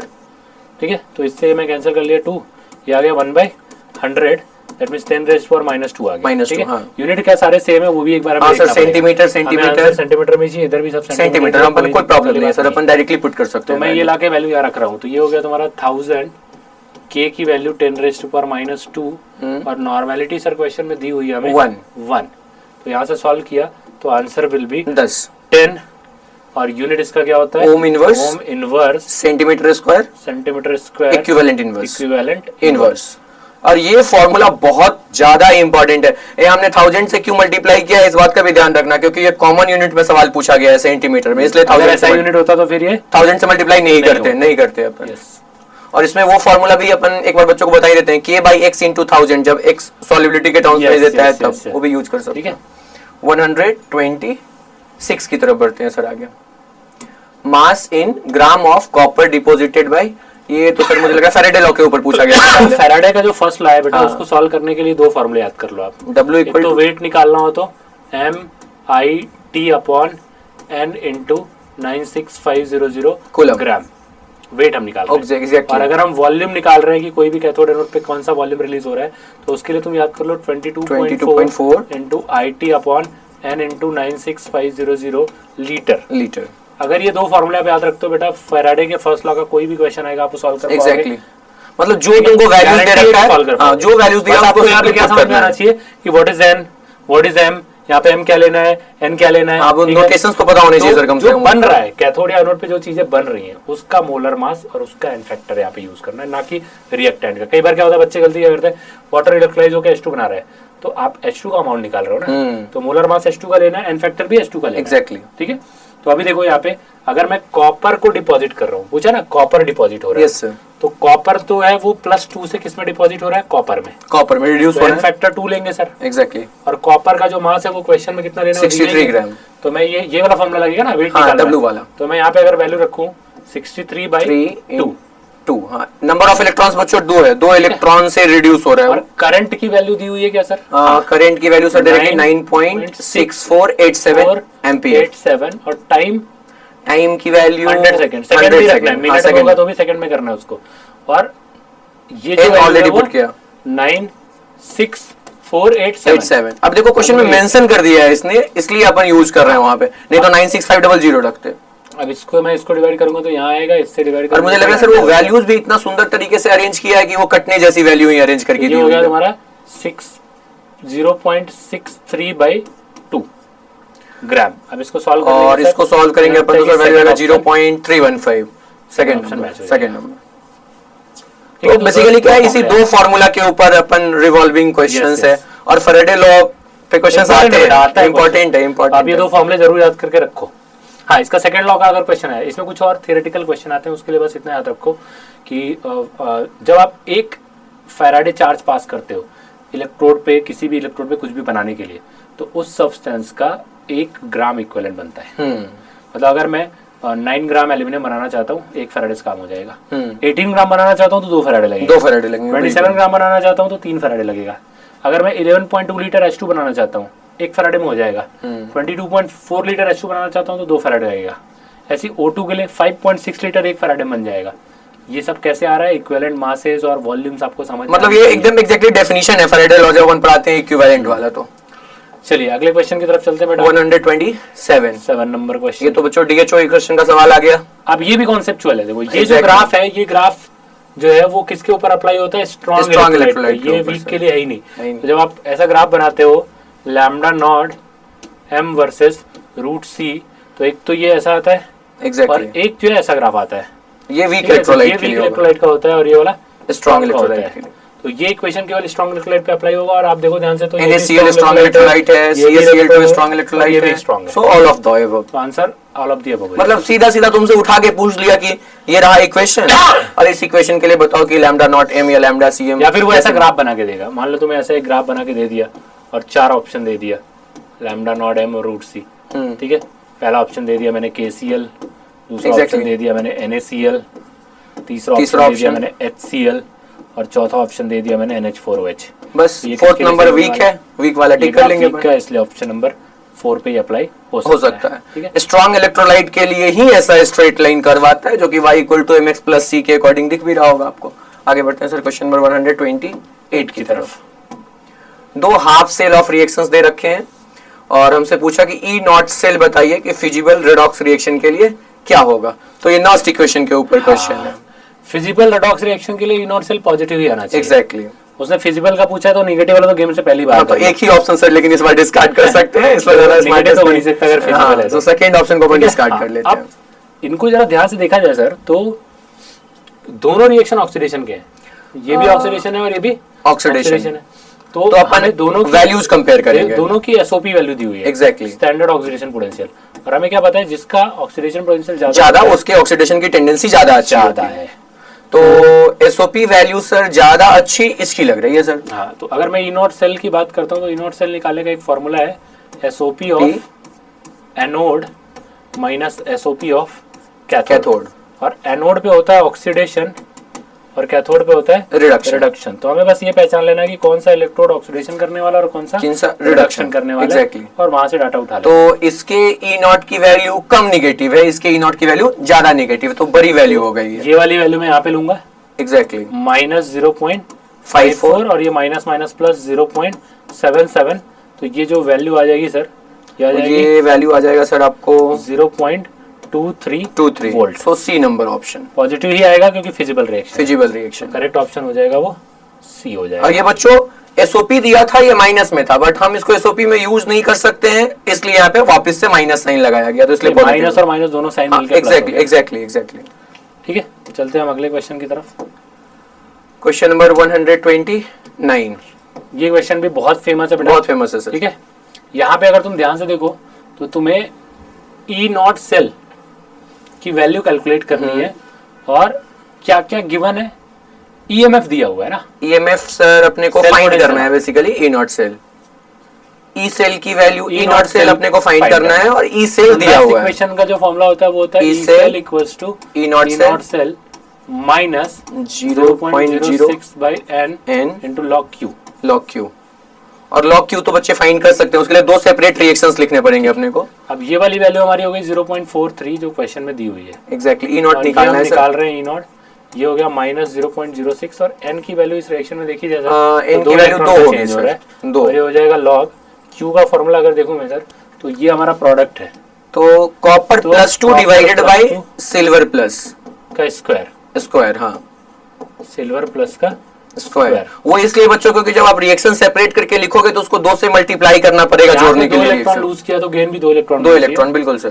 तो इसलिए अब यहाँ पे अगर मैं वैल्यूज रख दूं सर, कॉपर +2 वाली, कॉपर +2 की वैल्यू है सर 10 की पावर -3, और सिल्वर की वैल्यू है सर 10 की पावर -2, तो वो -4 हो जाएगा। ये पूरा log 10 हो जाएगा, log 10 होता है, log 10 1 होगा, खत्म। तो ये इससे कैंसिल हो जाएगा, 3 उधर जाके ऐड हो जाएगा, तो 0.46 आ जाएगा ई नॉट का वैल्यू, और 0.46 सर एक ऑप्शन में है, option number 2, so B will be option. So मतलब प्योरली नस्ट इक्वेशन का सवाल है। क्वेश्चन नंबर, इसमें सर एक चीज और हम सोच सकते थे क्या, जैसे नहीं, लेकिन 2 ऑप्शन है तो उससे कुछ, हाँ वही क्यू की वैल्यू से हम प्रेडिक्ट कर लेते हैं ना कि ई ज्यादा होगा या कम होगा, एग्जैक्टली। ठीक है, तो उससे भी आइडिया कई बार लग जाता है, बट इसमें 2 ऑप्शंस है उस तरीके के, तो अपन नहीं कर सकते, 2 कम 2 ज्यादा है तो नहीं हो सकता। Question number 130, Which of the following show maximum molar conductivity? अब देखो सर, यहाँ पे इलेक्ट्रोलाइट तो सारे NaCl हैं, हाँ, सब स्ट्रॉन्ग इलेक्ट्रोलाइट है। तो अगर मैं कंडक्टिविटी की बात करूं तो कंडक्टिविटी जो है वो डाइल्यूट करने से, जितना ऐसे नंबर ऑफ आयंस अगर ज्यादा आ रहा है सर, ज्यादा अमाउंट में, तो कंडक्टिविटी ऑब्वियसली ज्यादा तो सेम ही है सर। हाँ, आयंस तो कुछ फर्क नहीं पड़ता है यहाँ पे, कंसंट्रेशन का फर्क पड़ रहा है। अगर मैं कंडक्टिविटी की बात करूं तो कंसंट्रेशन जब आप डाइल्यूट करते जाओगे तो कंसंट्रेशन कम होता जाएगा, हाँ, ऑब्वियसली कम होता है, सॉल्यूशन की कंडक्टिविटी बढ़ती है बिल्कुल। तो उस हिसाब से जो सबसे डाइल्यूटेड लग रहा है वो ये लग रहा है ना। हाँ, क्योंकि स्ट्रॉन्ग इलेक्ट्रोलाइट के केस में हम जितना ज्यादा इनफाइनाइटली डाइल्यूट करते चले जाते हैं सिस्टम को, कंडक्टिविटी उतनी, आयंस उतना फ्री हो जाएंगे ना, हाँ, आयंस उतना फ्री हो जाएंगे, उतना फास्ट मूव करेंगे, और जितना मतलब मोबाइल आयंस होगा, जितना फ्रीली मूव कर सकते हैं, तो सर सेम ही आएगा। हाँ, और यही अगर वीक इलेक्ट्रोलाइट के केस में होता सर, तो फिर उसके रिगार्डिंग क्या सोच सकते हैं, अगर वीक इलेक्ट्रोलाइट में डाइल्यूट करने से अल्फा बढ़ता है, अल्फा बढ़ता है, नंबर ऑफ आयंस बढ़ते हैं, वहां भी बढ़ता ही है, वहां भी बढ़ता है, लेकिन उसका रीजन अलग है। तो बस अभी यहाँ पे ध्यान रखो आप कि स्ट्रॉन्ग इलेक्ट्रोलाइट के केस में सब में नंबर ऑफ आयन सेम है। मोलर कंडक्टिविटी है, मोलर कंडक्टिविटी पूछा है, के तो कम हो जाता है ना, क्योंकि के जो होता है ना सर वो होता है कंडक्टिविटी पर ml, कंडक्टिविटी पर ml। हमसे बस लैम्डा सीएम पूछा ना सर, के कम होता है, लैम्डा एम बढ़ता है। लैम्डा एक बार लिख के देता हूँ बेटा, देखो आपके पास एक तो प्रॉपर्टी जी है, लैम्डा एम है, लैम्डा इक्यू है, ये जो तीनों प्रॉपर्टी ये बढ़ती है ऑन डाइल्यूशन, डाइल्यूट करने से ये तीनों बढ़ते हैं, और जो के की वैल्यू है वो डाइल्यूट करने से कम होती है, कम होगी। बस इतना भी याद कर लिया तो तुम्हारा काम हो जाने वाला हो जाएगा। और हमसे जस्ट इस पर पूछा सर लैम्डा सीएम, तो लैम्डा सीएम अगर पूछा तो डाइल्यूट करेंगे तो ऑब्वियसली उसकी वैल्यू बढ़ेगी। So answer D will be बच्चों correct option. Question number 131, the values of conductivity of material A B and C. अभी डेफिनेशन बेस्ड क्वेश्चन, डाटा देख करके हम प्रेडिक्ट कर सकते हैं कि कौन कंडक्टर होगा, कौन इंसुलेटर होगा। अब देखो के की वैल्यू जितनी ज्यादा होगी वो उतना अच्छा कंडक्टर होगा ना सर। तो सबसे बड़ी वैल्यू हमें कौन सी दिख रही है? ये सबसे बड़ी वैल्यू सर अपने को दिख रही है 2.1 into 10 की पावर 3, बाकी तो सब छोटी वैल्यू है। तो ए वाला कंडक्टर होना चाहिए, ए कंडक्टर छोटी वैल्यू ये है, हाँ तो ये इंसुलेटर होना चाहिए, सेमीकंडक्टर हो सकता है। तो इसके सर ऑप्शन सेमीकंडक्टर के हिसाब से ए तो कंडक्टर सर एक फर्स्ट ऑप्शन में दिख रहा है मुझे, एक सेकंड ऑप्शन में दिख रहा है, और सी वाले सेमीकंडक्टर तो एक सेकंड नंबर ऑप्शन दिख रहा है सर अपने ये करेक्ट हो जाएगा हमारा, ठीक है सेकंड नंबर, क्योंकि बी इंसुलेटर है, क्योंकि उसकी की वैल्यू सबसे कम है। आगे बढ़ते हैं सर क्वेश्चन नंबर 132। अब ये आ गया हमारा qualitative analysis of electrochemistry. Exactly, ठीक है। अब उसमें देखो बेटा, यहाँ कुछ बहुत इंपॉर्टेंट चीजें हैं। पिछली बार भी एक डायरेक्ट इन्फॉर्मेशन बेस्ड क्वेश्चन आया था कि अगर हम डाइल्यूट सल्फ्यूरिक एसिड लेकर के उसका इलेक्ट्रोलाइसिस करते हैं तो क्या बनेगा, ठीक है। कॉन्सेंट्रेट लेते हैं तो क्या बनेगा, तो एक बार मार्सल्स एसिड बनता है, एक बार O2 बनता है। तो यहाँ उसी के ऊपर बेस हमने ये डाटा उठाया है। ये तो पिछले साल का क्वेश्चन जो है, डाइल्यूट सल्फ्यूरिक एसिड में देखा जाए तो सल्फेट ऑक्सीडाइज होगा नहीं, वाटर ऑक्सीडाइज होगा, क्या देगा O2 एनोड पे, और कैथोड पे तो H2 ही बनेगा। एग्जैक्टली, तो एनोड पे O2 और कैथोड पे H2 कौन से ऑप्शन में? थर्ड में। तो Q को मैं 3 से मैच कर दूंगा, Q को 3 से मैच करके दो ऑप्शन आ रहे हैं, थर्ड और फोर्थ। तो आइदर आंसर कैन बी 3 और आइदर आंसर कैन बी 4। तो अपन एक और चेक कर लेते हैं प्लैटिनम, और तुमने एक्वस NaCl लिया है तो सोडियम तो रिड्यूस होगा नहीं, मतलब वाटर रिड्यूस होकर H2 बनाएगा, और Cl ऑक्सीडाइज होकर क्या बनाएगा? Cl2। तो मुझे H2Cl2 चाहिए। H2Cl2 सर एक ऑप्शन में दिख रहा है फोर्थ नंबर, तो 1p का 4, उससे भी कोई फायदा नहीं है सर, 3 भी कोई फायदा नहीं। मोल्टेन NaCl एक बार देख लेते हैं सर। अब ये मोल्टेन मतलब यहाँ ऑप्शन ही नहीं, Na ही है, Na ही है, तो Na को रिड्यूस करके सोडियम बनाएंगे, और Cl को ऑक्सीडाइज करके Cl2 बनाएंगे। सोडियम और Cl2 किस ऑप्शन? सोडियम और Cl2 एक ऑप्शन में दिख रहा है, S को 2 से मैच कर देंगे, S को 2 से मैच कर रहे हैं सर, तो थर्ड ऑप्शन आएगा C ऑप्शन। मतलब बेसिकली एक और चीज से देखो, मरकरी का जब कैथोड यूज करते हैं ना तो सोडियम का क्या बनता है? अमलगम। NaHg होता है नहीं है। कोई भी मेटल लिया एक्वस मीडियम में, अल्कली मेटल या अल्कलाइन अर्थ मेटल, तो इन जनरल हमने ये माना हुआ कि एक्वस मीडियम में वो रिड्यूस होते नहीं है, वहाँ पे वाटर को रिड्यूस करके H2 बनाना पड़ता है। लेकिन अगर आपने मरकरी का कैथोड यूज किया तो वहाँ पे उस मेटल का बनेगा अमलगम हमेशा। और ऐसे भी सोडियम देखा जाए तो ग्रुप 1 के एलिमेंट है, तो उसके ऑक्सीडेशन की टेंडेंसी होती है, रिडक्शन तो उसका ऐसे भी होना नहीं है सोडियम का। यस, चलते हैं हम अगले क्वेश्चन नंबर 133। ये कोलरश लॉ का सवाल मुझे ऐसा लग रहा है क्या? Yes sir, yes. Kohlrausch law का। अब देखिए, आपको चाहिए एसीटेट और कैल्शियम के आयन का लैम्डा नॉट, और वो दोनों ऐड कर दिया तो काम हो जाएगा। तो अगर मैं सोचूं तो मैं इसमें एकदम शॉर्ट ट्रिक बताता हूँ।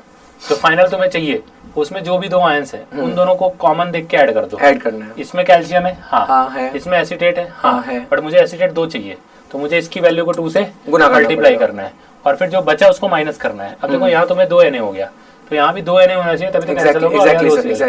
तो इसको भी किससे मल्टीप्लाई करना पड़ेगा? 2 से। इसको 1 को और 3 को क्या करना है? ऐड करना है, और उसको 2 से मल्टीप्लाई करके। तो अगर देखा जाए सर तो 1 वाली वैल्यू कितनी थी? 1 वाली वैल्यू है 270 सर, प्लस लास्ट वाली वैल्यू 91 into 2 माइनस 2 into 125।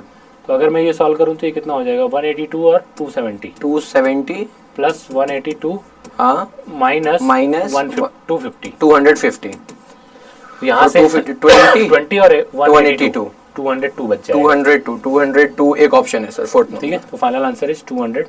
और अगर आप इसमें कॉम्पेटिबल नहीं हो तो आप ब्रेक डाउन करके भी आयंस में करके लिख सकते हो, बट टाइम जाएगा, टाइम जाएगा कि ये जो फाइनल तुम्हें चाहिए प्रोडक्ट वो बचे रहने चाहिए, और बाकी कॉमन आयन है उनको ऐड कर दो, और जो नहीं है कुछ भी कॉमन उसको माइनस कर दो, बस आयंस को बैलेंस आउट करते हुए। क्योंकि अगर तुम पूरा ब्रेक डाउन करते हो तो तुम्हारा समय बहुत ज्यादा जाने वाला है, तो वो कहीं से फिजिबल नहीं है।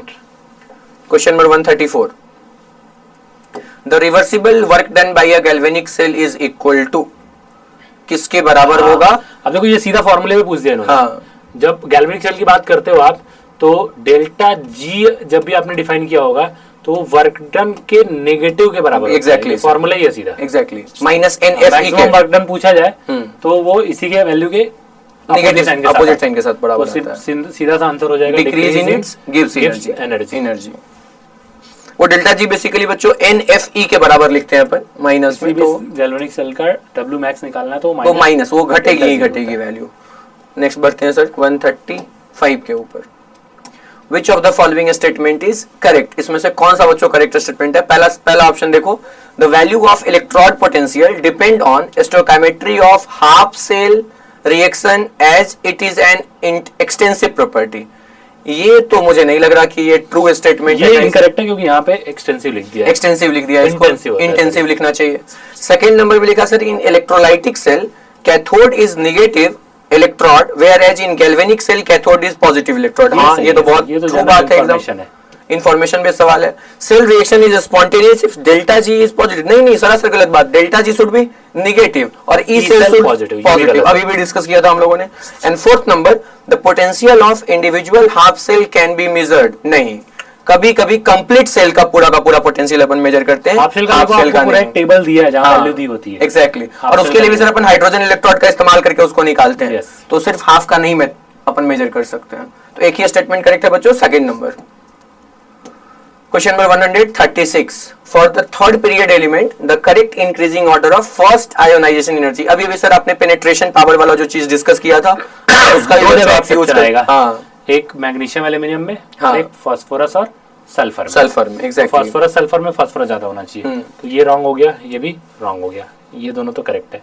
एल्यूमिनियम मैग्नीशियम में मैग्नीशियम ज्यादा होना चाहिए, तो ये करेक्ट हो गया सर। एल्यूमिनियम और मैग्नीशियम में मैग्नीशियम शुड बी मोर ना सर, तो एल्युमिनियम से ज्यादा मैग्नीशियम में। हाँ, थर्ड नंबर ऑप्शन के अंदर अवेलेबल है। Argon is greater than chlorine, phosphorus, sulphur, तो ये हो जाएगा हमारा करेक्ट ऑप्शन।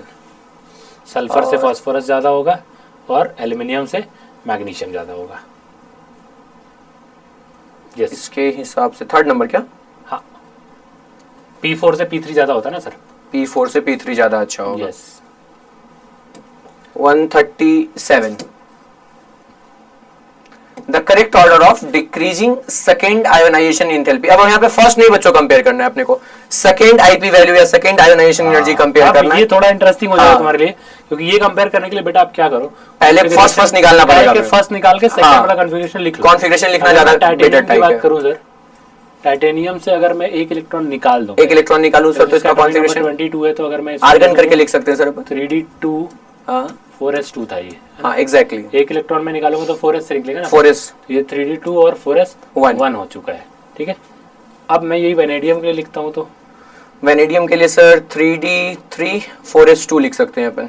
वेनेडियम का हो जाएगा 3d3 4s2 1, एक निकाल चुके हैं, एक निकाल चुके हैं। और उसके बाद क्रोमियम की अगर मैं बात करूँ तो 3d5 है। हाँ, क्योंकि 4s0 है, 4s0 4s1 ना सर, एक इलेक्ट्रॉन निकाला क्या अपन ने? हाँ, पहले हमें एक निकाल के लिख रहे हैं, तभी दूसरा कंपेयर करेंगे ना। मैंगनीज, और मैंगनीज की अगर मैं बात करूं एक इलेक्ट्रॉन निकालने के बाद, तो ये भी होगा 3d5 4s1 अपने को बच्चों सेकंड इलेक्ट्रॉन निकालना है। हाँ, ये 4s से निकल रहा है, ये 4s से निकल रहा है, ये 3d5 से निकल रहा है, जो कि एक हाफ फील्ड कॉन्फ़िगरेशन है सर। तो सबसे मुश्किल किसका होगा सर? क्रोमियम का। तो हाईएस्ट वैल्यू किसकी होनी चाहिए? हाईएस्ट वैल्यू क्रोमियम की होनी चाहिए। बस एक ही ऑप्शन में दिख रहा है, ज्यादा कुछ करना नहीं। क्वेश्चन तो सर ऐसे ही सॉल्व हो पाएंगे। और मुझे लगता है ये कॉन्फ़िगरेशन से लिख के जाना इज द मोस्ट एक्यूरेट वे जिसमें अपन बढ़ सकते हैं। कंफ्यूजन की बात नहीं रह जाती है, क्योंकि कहीं भी अगर आपको हाफ फील्ड या फुल फील्ड कॉन्फ़िगरेशन दिखता है तो वहां से इलेक्ट्रॉन निकालना आपके लिए मुश्किल है। और इस केस में आप देखो तो 3d5 है, कंप्लीट हाफ फील्ड कॉन्फ़िगरेशन। ये 4s बट ये 3d5, तो ये सबसे ज्यादा एनर्जी लेगा, तो इसकी एनर्जी सबसे ज्यादा है। बस तो मतलब क्या किया सर ने बेसिकली देखा आपने, सबसे पहले फर्स्ट आयोनाइजेशन के लिए पूरा कॉन्फ़िगरेशन लिख लिया, उसके बाद हम सेकंड के लिए कंपेयर कर रहे हैं। क्वेश्चन नंबर 138 की तरफ बढ़ते हैं सर आगे। Which of the following statement is are correct? Transition metal are present in 3 to 12 group. नहीं, ये तो गलत बात है। रॉन्ग हो गया ना। हाँ, 12th वाले को हम ट्रांजिशन एलिमेंट मानते नहीं है, उसको हम बोलते हैं pseudo transition. Pseudo transition, exactly. D block का ग्रुप नंबर 12 को हम ट्रांजिशन एलिमेंट नहीं मानते, it is called as pseudo transition element. Pseudo transition, exactly. अब बच्चा जल्दबाजी में वो तो गलत कर ही हाँ, उसको तो लगा यार ग्रुप 13 से आगे पी ब्लॉक ट्रांजिशन एलिमेंट का मतलब D D block, block, D block, D block, D block. Transition. और मुझे लगता नहीं है कि सर बाकी ऑप्शंस पढ़ने का कोई वेट भी करेगा, उसको लगेगा 3 to 12 टीचर हमें तो याद कराते हैं डी ब्लॉक होता है, डी ब्लॉक को ट्रांजिशन एलिमेंट लिखते हैं। थर्ड बी ग्रुप की बात करूं तो इसमें जो है डी ब्लॉक के 10 एलिमेंट होते हैं, एग्जैक्टली सर, ठीक है, और 14 एलिमेंट होते हैं आपके एफ ब्लॉक के भी सर। तो और उसी में 14 एलिमेंट और होते हैं किसके, 4F 5F सब थर्ड ग्रुप में होता है, सब थर्ड ग्रुप में। हाँ सर, तो 32 एलिमेंट फिर तो सर ये भी आपका अपन एक बार फिर से इसको रीचेक कर लेते हैं sir. 3B group contain 32 elements. 3B group में टोटल 32 एलिमेंट्स ले सकते हैं क्या? अच्छा सॉरी, डी के 10 नहीं होंगे, हाँ, ये 28 होंगे, और डी के देखो 3D का एक, 4D का एक, 5D का एक, 6D का एक, 6D का तो एक, ये टोटल 4 एलिमेंट हो गए, और ये 32, 28, वही तो 28 प्लस 4 कितना हो जाएगा, 32। सो मुझे लगता है ये ऑप्शन तो एक करेक्ट होके आ रहा है सर, ये करेक्ट है। Alkali metals are present in all period, नहीं सरासर गलत बात है बच्चों। अल्कली मेटल कैसे सारे पीरियड में प्रेजेंट हो सकते हैं? हाइड्रोजन अल्कली मेटल नहीं है। फर्स्ट पीरियड में कोई अल्कली मेटल नहीं है, सेकंड पीरियड में पहला अल्कली मेटल है लिथियम। लिथियम बिल्कुल, तो फर्स्ट में नहीं हुआ ना बेटा, हाँ सेकंड से 7 तक है, फर्स्ट में नहीं है, तो इसलिए ये मत बोल देना कि सर पूरा एस ब्लॉक सब में तो सर एक एक लोग आता है। हाइड्रोजन तो लिखा ही है, है, वही वाली कहानी जो अपने हीलियम वाला डिस्कस कर रहे थे कि बच्चे उसको NH2 NP6 हाइड्रोजन को हम अल्कली मेटल बोलते नहीं, वो मतलब बस रखा गया है उसके ऊपर एक अलग से फॉर्मेट पे। तो सी भी मुझे लगता है सर इनकरेक्ट हो गया, ये करेक्ट हो गया। सिलिकॉन एंड जर्मेनियम मेटल, हाँ ये तो बच्चों को याद है, सबसे फेमस मेटल है। तो मुझे सर ढूंढना है जिसमें बी और डी मिले अपने को, सिर्फ एक ही ऑप्शन में सर दिख रहा है, ऑप्शन नंबर 3। बिल्कुल सही बात है। नेक्स्ट बढ़ते हैं सर आगे क्वेश्चन नंबर 139 की तरफ। Which of the following is correct order of atomic radius? इसमें से एटॉमिक रेडियस का करेक्ट ऑर्डर क्या है? आई गेस हम लोगों ने इतना सफिशिएंट इन्फॉर्मेशन दिया है इसके बारे में कि बच्चे शायद इसको तो बना ही पा रहे होंगे। मेरे हिसाब से सर सोडियम से छोटी रेडियस होनी चाहिए मैग्नीशियम की, मैग्नीशियम से भी छोटी होनी चाहिए लिथियम की, और लिथियम से भी छोटी होनी चाहिए बेरिलियम की, जो कि एक ही सेकंड ऑप्शन में है। तो डेटाबेस आप पीरियोडिक टेबल जितना क्विकली अच्छे से रिवाइज करते रहोगे, आपके क्वेश्चंस गलत होने के चांसेस नहीं उतने ही कम रहेंगे। यस यस यस, नहीं तो नहीं बोलूंगा, ठीक है, थोड़ा बहुत क्योंकि निगेटिव तो करते हैं सर बच्चे, कुछ ना कुछ बहुत सारे निगेटिव करते हैं। क्वेश्चन नंबर 140, तो 40 के लिए अपन डिस्कस करते हैं एक बार। Americans named of atomic number Z equal to, ये तो वही है जो अपन ने शुरू में बताया था बच्चों को कि 101 से लेके 110 तक याद होना चाहिए, is rutherfordium, whereas Soviets name it as, जो भी प्रोनाउंस करना हो इसको कर सकते हो बच्चों आप। सेकंड ऐसा कुछ भी इंफॉर्मेशन नहीं थी, ये जो नाम दिख रहा है ना, ऐसा एनसीईआरटी में कहीं भी नाम नहीं है, इसलिए हम इसको करेक्ट मानेंगे नहीं। फर्स्ट वाले के रिस्पेक्ट में सिर्फ मान सकते, लेकिन सेकंड वाला तो सर रॉन्ग होगा। बाकी थैलियम पी ब्लॉक एलिमेंट है, बिल्कुल सही बात है। Sodium magnesium tellurium irrespective representative element, ऐसे पी ब्लॉक के जो एलिमेंट होते हैं उनको हम रिप्रेजेंटेटिव नोबेल गैस को छोड़ के, तो करेक्ट है ये। फिर लास्ट में क्या है, cation is smaller than it's parent atom, ये भी सही है। तो अभी तक कितने मिले सर? 3 मिले ना? 3 करेक्ट और 1 रॉन्ग है। How many total number of ever statement are correct? तो अपने को सर 3 ही मिला, सेकंड ऑप्शन जाएगा।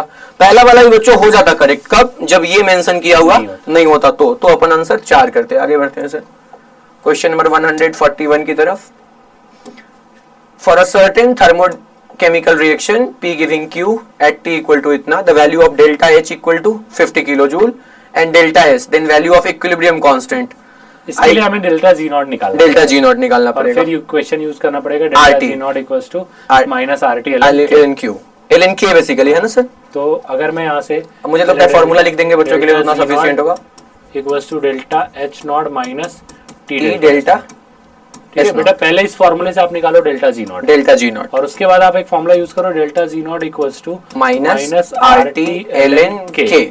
इस फार्मूले से आपको K की वैल्यू मिल जाएगी। ये बेसिकली बच्चों इक्वेशन आता है डेल्टा G का इक्वेशन जो होता है delta G equal to delta G not plus RT ln Q reaction quotient, but since equilibrium पे है तो Q की वैल्यू K के बराबर होगा और डेल्टा G 0 हो जाएगा। तो बस फार्मूला बेस है, बाकी हमारा काम कुछ इसमें नहीं। आप फार्मूला में वैल्यू डालो, आपको आंसर निकलेगा। आंसर आई गेस सर क्या आ रहा होगा इसका, अगर आंसर आएगा तो सेकंड नंबर ऑप्शन क्या? Second number option. ओके, आपको चेक करने के लिए चेक करने के लिए आंसर बता दिया हम लोगों ने, आप आंसर एक बार चेक कर लो। बस ये दो फॉर्मूला यूज करना, 2 स्टेप से थोड़ा टाइम टेकिंग है, हो जाएगा। एग्जैक्टली। आगे बढ़ते हैं सर, क्वेश्चन नंबर 142। और ऐसा कुछ अगर प्रॉब्लम लगता है तो आप कमेंट भी कर सकते हो, उसका कुछ दिक्कत नहीं है। कल एक बच्चे ने बोला था सर 20 कलर वाले जैकेट वाले सर को थोड़ा एनर्जेटिक होना चाहिए, तो मैं तुमको ये बोलूंगा बेटा कि सर अभी मुझे लगता है एनर्जी की इनको सब जरूरत है, एनर्जेटिक इन्हें होना चाहिए। तो आप फोकस करो कंटेंट पे, एनर्जी तो आपके अंदर बहुत है, मुझे पता है, मुझे देने की कोई जरूरत नहीं है। चलिए सर आगे बढ़ते हैं।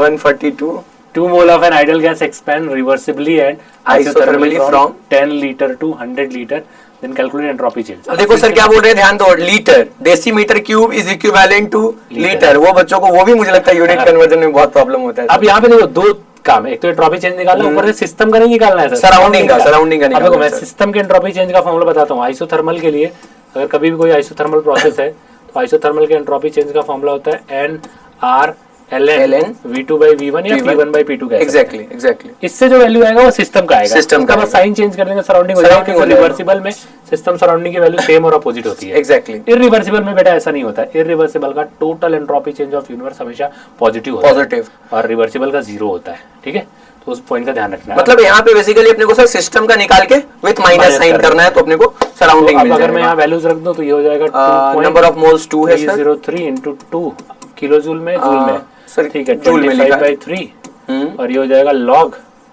V2/V1 करेंगे सर फ्रॉम 10 आ जाएगा, log 10 कितना हो गया 1। तो यहाँ से अगर मैं सॉल्व कर दूं तो ये कितना हो जाएगा 25/3 को अपन पकड़ लेते हैं, 8.31 ही ले लेते हैं सर इसको। तो ये हो जाएगा, मुझे लगता है सर 30 के ऊपर आगे की आएगी वैल्यू, और प्लस में आ रहा है, प्लस में आ रहा है, 38.2 आ रहा है, बट ये तो सिस्टम का आया, सिस्टम का वही डेल्टा एस ऑफ सिस्टम आया है, तो अपने को माइनस साइन के साथ दीपक सर लेंगे, तो सेकंड नंबर ऑप्शन जूल पर। अभी देखो अगर पूरा कैलकुलेट भी नहीं करना, 8 into 2 16, 16 into 2 32, मतलब जो भी वैल्यू है 32 के ऊपर की वैल्यू है, और उसमें से सिर्फ 2 ही ऑप्शन है जिसमें 30 के ऊपर डेटा सेम है। डेटा अगर अलग देता तो शायद थोड़ा कैलकुलेट भी करना पड़ता। आगे बढ़ते हैं सर। अब ये बेटा सिस्टम का है, सराउंडिंग का जो है, अगर मैं डेल्टा एस ऑफ सराउंडिंग निकालता हूँ तो that will be exactly with the same magnitude but minus sign. Exactly. आगे बढ़ते हैं सर। चलिए क्वेश्चन नंबर 143 की तरफ, बस हम लोग पहुंचने ही वाले हैं अपने मुकाम पे। अब थोड़ा जल्दी जल्दी लेके आएंगे बेटा आपके लिए क्वेश्चंस, क्योंकि अब ज्यादा टाइम बचा नहीं है, तो आपको उतना वीडियो देखने का मन भी नहीं करेगा। तो हम इसलिए चाहते हैं कि थोड़ा जल्दी आपका काम कंप्लीट करके दें, ठीक है, जिससे आपको बेनिफिट 100% हो। मुझे लग रहा है लेकिन सर प्रॉफिटेबल होगा तो वो देखेंगे, लास्ट मोमेंट तक देखेंगे। नहीं हो तो रहा है, बच्चों से जो फीडबैक मिला मुझे, एग्जैक्टली वो देख भी रहे हैं, उनको काफी। और इवन की कुछ जगह के टेस्ट में क्वेश्चंस भी आ जा रहे हैं सर। हां, कल AITS हो रहा था मैथन को, उसमें एक बच्चे ने बोला आपने को कि क्वेश्चन सेम क्वेश्चन आया सर जो आपने लिया था।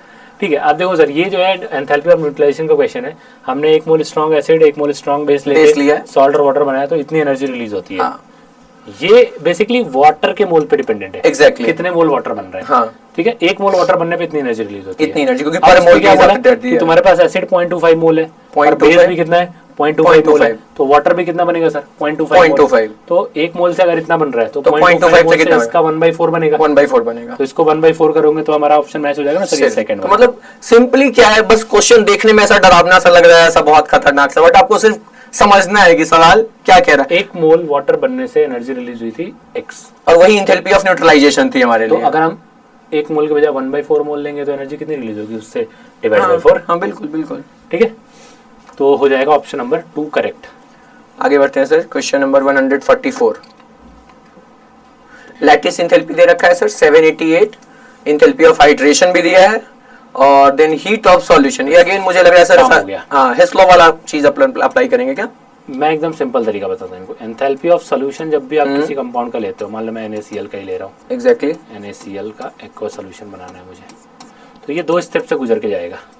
पहले मैं क्या लूंगा, NaCl सॉलिड रहा होगा, हाँ सॉलिड रहा होगा, मैंने ब्रेक करके उसके कैटायन आयन बनाए होंगे गैस वाले। एग्जैक्टली। तो पहले मैंने लैटिस एनर्जी दी होगी, हाँ, और फिर उन सारे कैटायन आयन को मैंने वाटर में डाला होगा, वाटर में तो एक्वस बना होगा, हाँ। तो उसमें हाइड्रेशन एनर्जी बोलता हूँ। एग्जैक्टली। तो लैटिस एनर्जी किसका, NaCl का। NaCl हाइड्रेशन एनर्जी भी किसका, NaCl का। ये दोनों जोड़ा जाए तो सोल्यूशन आएगा ना, सोल्यूशन आएगा। अब देखो सर, लैटिस एनर्जी दी है कितनी, लैटिस एनर्जी की वैल्यू दी है सर 788 किलो जूल। और ये वाली वैल्यू हमें कितनी दी है, दोनों को ऐड करना हाइड्रेशन की वैल्यू दे रखी है, Na का अलग Cl का अलग दिया, दोनों को ऐड कर लेंगे। हाँ दोनों को ऐड कर लेंगे टोटल 484 और 300 और 784 माइनस में 784 तो ओवरऑल आंसर आ रहा है प्लस में 4 किलो जूल। सर एक ही वैल्यू है sir, third Option number number 4 3 आ किलो जाएगा, जूल ठीक है। और यही वैल्यू होनी चाहिए क्योंकि आंसर अब फिर से मैं समझाता हूं बेटा मैंने क्या किया।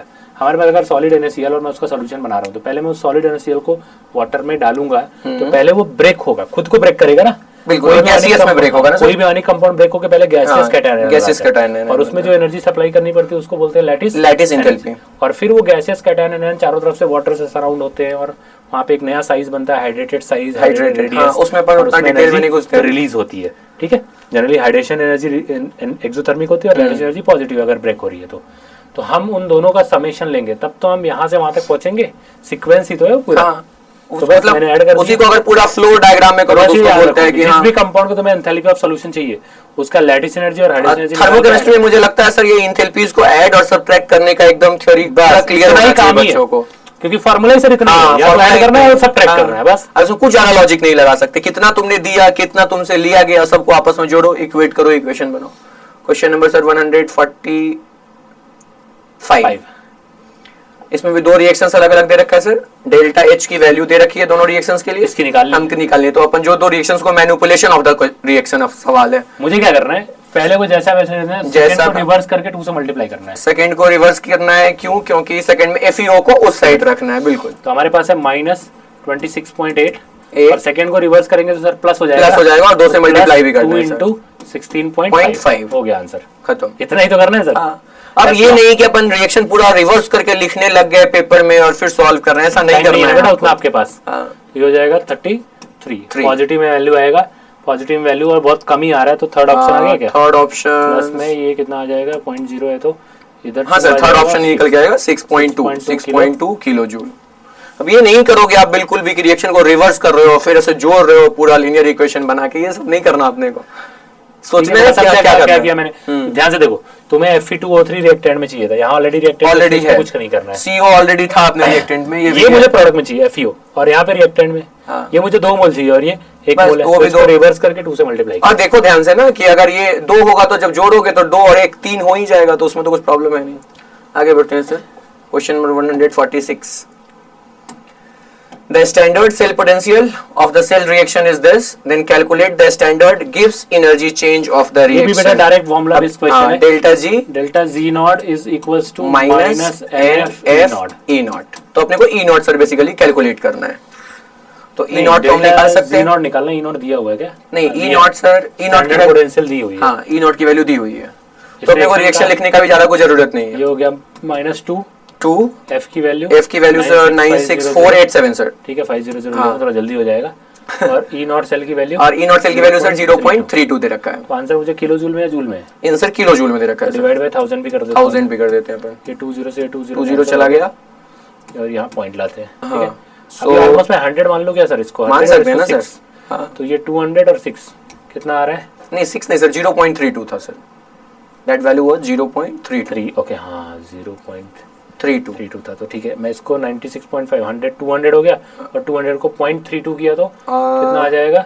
64 के अराउंड, मतलब 64 तो नहीं, मतलब 64 से थोड़ी कम वैल्यू आ रही है, अराउंड आ रहा है माइनस किलो जूल। और वो मुझे सिर्फ एक ही ऑप्शन में दिख रहा है किलो जूल के अकॉर्डिंग, बाकी तो 5 है। फर्स्ट नंबर ऑप्शन में सर 61.75 दिख रहा है। अब चाहो तो एग्जैक्टली भी कैलकुलेट करोगे तो आपको आंसर आप करना, कैलकुलेशन करना आपका काम है। मेन फार्मूला सिंपल था, डेल्टा G नॉट। कॉन्सेप्ट पे फोकस कर रहे हैं कि क्या जरूरी है क्या जरूरी नहीं है। एग्जैक्टली सर, ठीक है आगे बढ़ते हैं sir. Question number 147। In which of the following conversion 3 Faraday charge is required? जो अभी थोड़ी देर पहले आप डिस्कस कर रहे थे इक्विवेलेंट का लॉ, उसके ऊपर बेटा क्या है, अगर मैं पहले सब में क्या कर रहा हूँ, तुम तो 3 फैराडे फास्ट किया, 3 फैराडे मतलब 3 इक्विवेलेंट एग्जैक्टली, जिसके भी बनेंगे 3 इक्विवेलेंट। तो मैं पहले इनको चेक करता हूँ कि भाई इनके रिक्वायरमेंट के लिए कितने चाहिए। एग्जैक्टली कैल्शियम अगर आपको पता हो, कैल्शियम का इक्विवेलेंट अमाउंट जो होता है वो 20 ग्राम होता है। कैसे? Molar mass is 40 and divide by n factor, तो 20 ग्राम है। अब आप 20 ग्राम बनाते हो कितने फैराडे से? 1 फैराडे से। तो 1.5 मोल मतलब 60 ग्राम हो गया ना। हाँ। तो 60 ग्राम के लिए कितना लगेगा सर? 3 फैराडे। तो पहला तो करेक्ट है। हाँ। सही है। दूसरा एल्यूमिनियम को ले लो 9 ग्राम आप बनाते हो 1 फैराडे से। और इसके लिए भी कैसे निकाला 9 ग्राम बच्चों? 27 डिवाइडेड बाय n फैक्टर 3, तो दैट इज 9। 9 ग्राम आप 1 फैराडे से बनाते हो, तो ये तो 0.5 मोल एल्यूमिनियम है ना। Exactly, 27 का हाफ सर 14.5 हो जाएगा। 14.5। अगर मैं 14.5 लेता हूँ, ये तो 1.5 फैराडे से आ जाएगा। तो ये करेक्ट नहीं है, नहीं है, तो उसमें मेरे पास 3 फैराडे। 3 फैराडे चार्ज है, वो नहीं कर सकते। अगले वाले में देखते हैं सर। Fe+2 को मुझे क्या बनाना है? +3। चेंज 1 का ही है ना। हाँ, चेंज तो 1 का। एक मोल के लिए 1 ही फैराडे लगेगा। एग्जैक्टली। और हमने 3 फैराडे दिया है, तो ये भी पॉसिबल नहीं होगा। यहाँ पे देखा जाए तो +7 से +2 है। +7 से +2 है, मतलब 5 का चेंज है सर। एक मोल के लिए 5 फैराडे लगेगा। एक मोल के लिए 5 फैराडे। 5 फैराडे। तो 0.6 मोल के लिए कितना लगेगा? 3 फैराडे। 3 फैराडे 5 डिवाइडेड बाय, ये भी वैलिड जो है। करेक्ट आ रहा है सर वो आ रहा है ए और डी। Second number option. उनके लिए 3-3 फैराडे चाहिए, बाकी किसी के लिए 3 फैराडे। मतलब बस इक्विवेलेंट का खेल है, आपको इक्विवेलेंट का खेल सही तरीके से खेलने आना चाहिए, तो आपका आंसर 100% एक्यूरेट आएगा। फैक्टर्स, इक्विवेलेंट्स, ये सब आपको समझ में आने चाहिए ऐसे क्वेश्चन को सॉल्व करने के लिए। मतलब ये तुम भूलो ही मत कि अगर आपको इक्विवेलेंट निकालना है तो सीधा सीधा मॉलिक्यूलर वेट या atomic weight divided by n factor. ये जो 148 नंबर क्वेश्चन आया ना, ये जेई वालों का, नीट वालों का काफी प्यारा क्वेश्चन है। Exactly, sir. मतलब इतना पसंद है कि हमेशा पूछते रहते हैं। रिड्यूसिंग पावर और ऑक्सीडाइजिंग पावर पूछते रहते हैं ये। सिंपल सी दो चीज मेरे हिसाब से अगर ध्यान रखो तो तुम्हारा काम बन जाएगा। एक तो सबसे पहला बात, तुम्हें एसओपी पता होना चाहिए और एक एसआरपी डेटा पता होना चाहिए कि कैसे करते हैं। जितना ज्यादा एसओपी वैल्यू बढ़ेगा, उसके खुद के ऑक्सीडाइज होने की टेंडेंसी दीपक सर उतनी ज्यादा अच्छी होगी। अभी देखा जाए तो सर सारे एसआरपी वैल्यूज दिए हैं, पहले तो वो देखना पड़ेगा हमें। जो भी डाटा दिया है पहले वहां चेक करो, सारे एसआरपी वैल्यूज दिए हैं। सबके पावर जो होती है वो एसआरपी वैल्यू के इनवर्सली प्रोपोर्शनल होती है। एग्जैक्टली। और ऑक्सीडाइजिंग पावर जो होती है वो एसआरपी वैल्यू के डायरेक्टली प्रोपोर्शनल होती है। बस ये याद रख लिया तो अपना काम हो जाएगा। अब हमें कौन सा पावर पूछ रहे हैं sir? Reducing power. Most reducing वो होगा जिसका वैल्यू सबसे लो होगा। रिड्यूसिंग पावर सबसे ज्यादा उसकी होगी जिसके खुद की ऑक्सीडेशन की टेंडेंसी सबसे अच्छी होगी। बिल्कुल।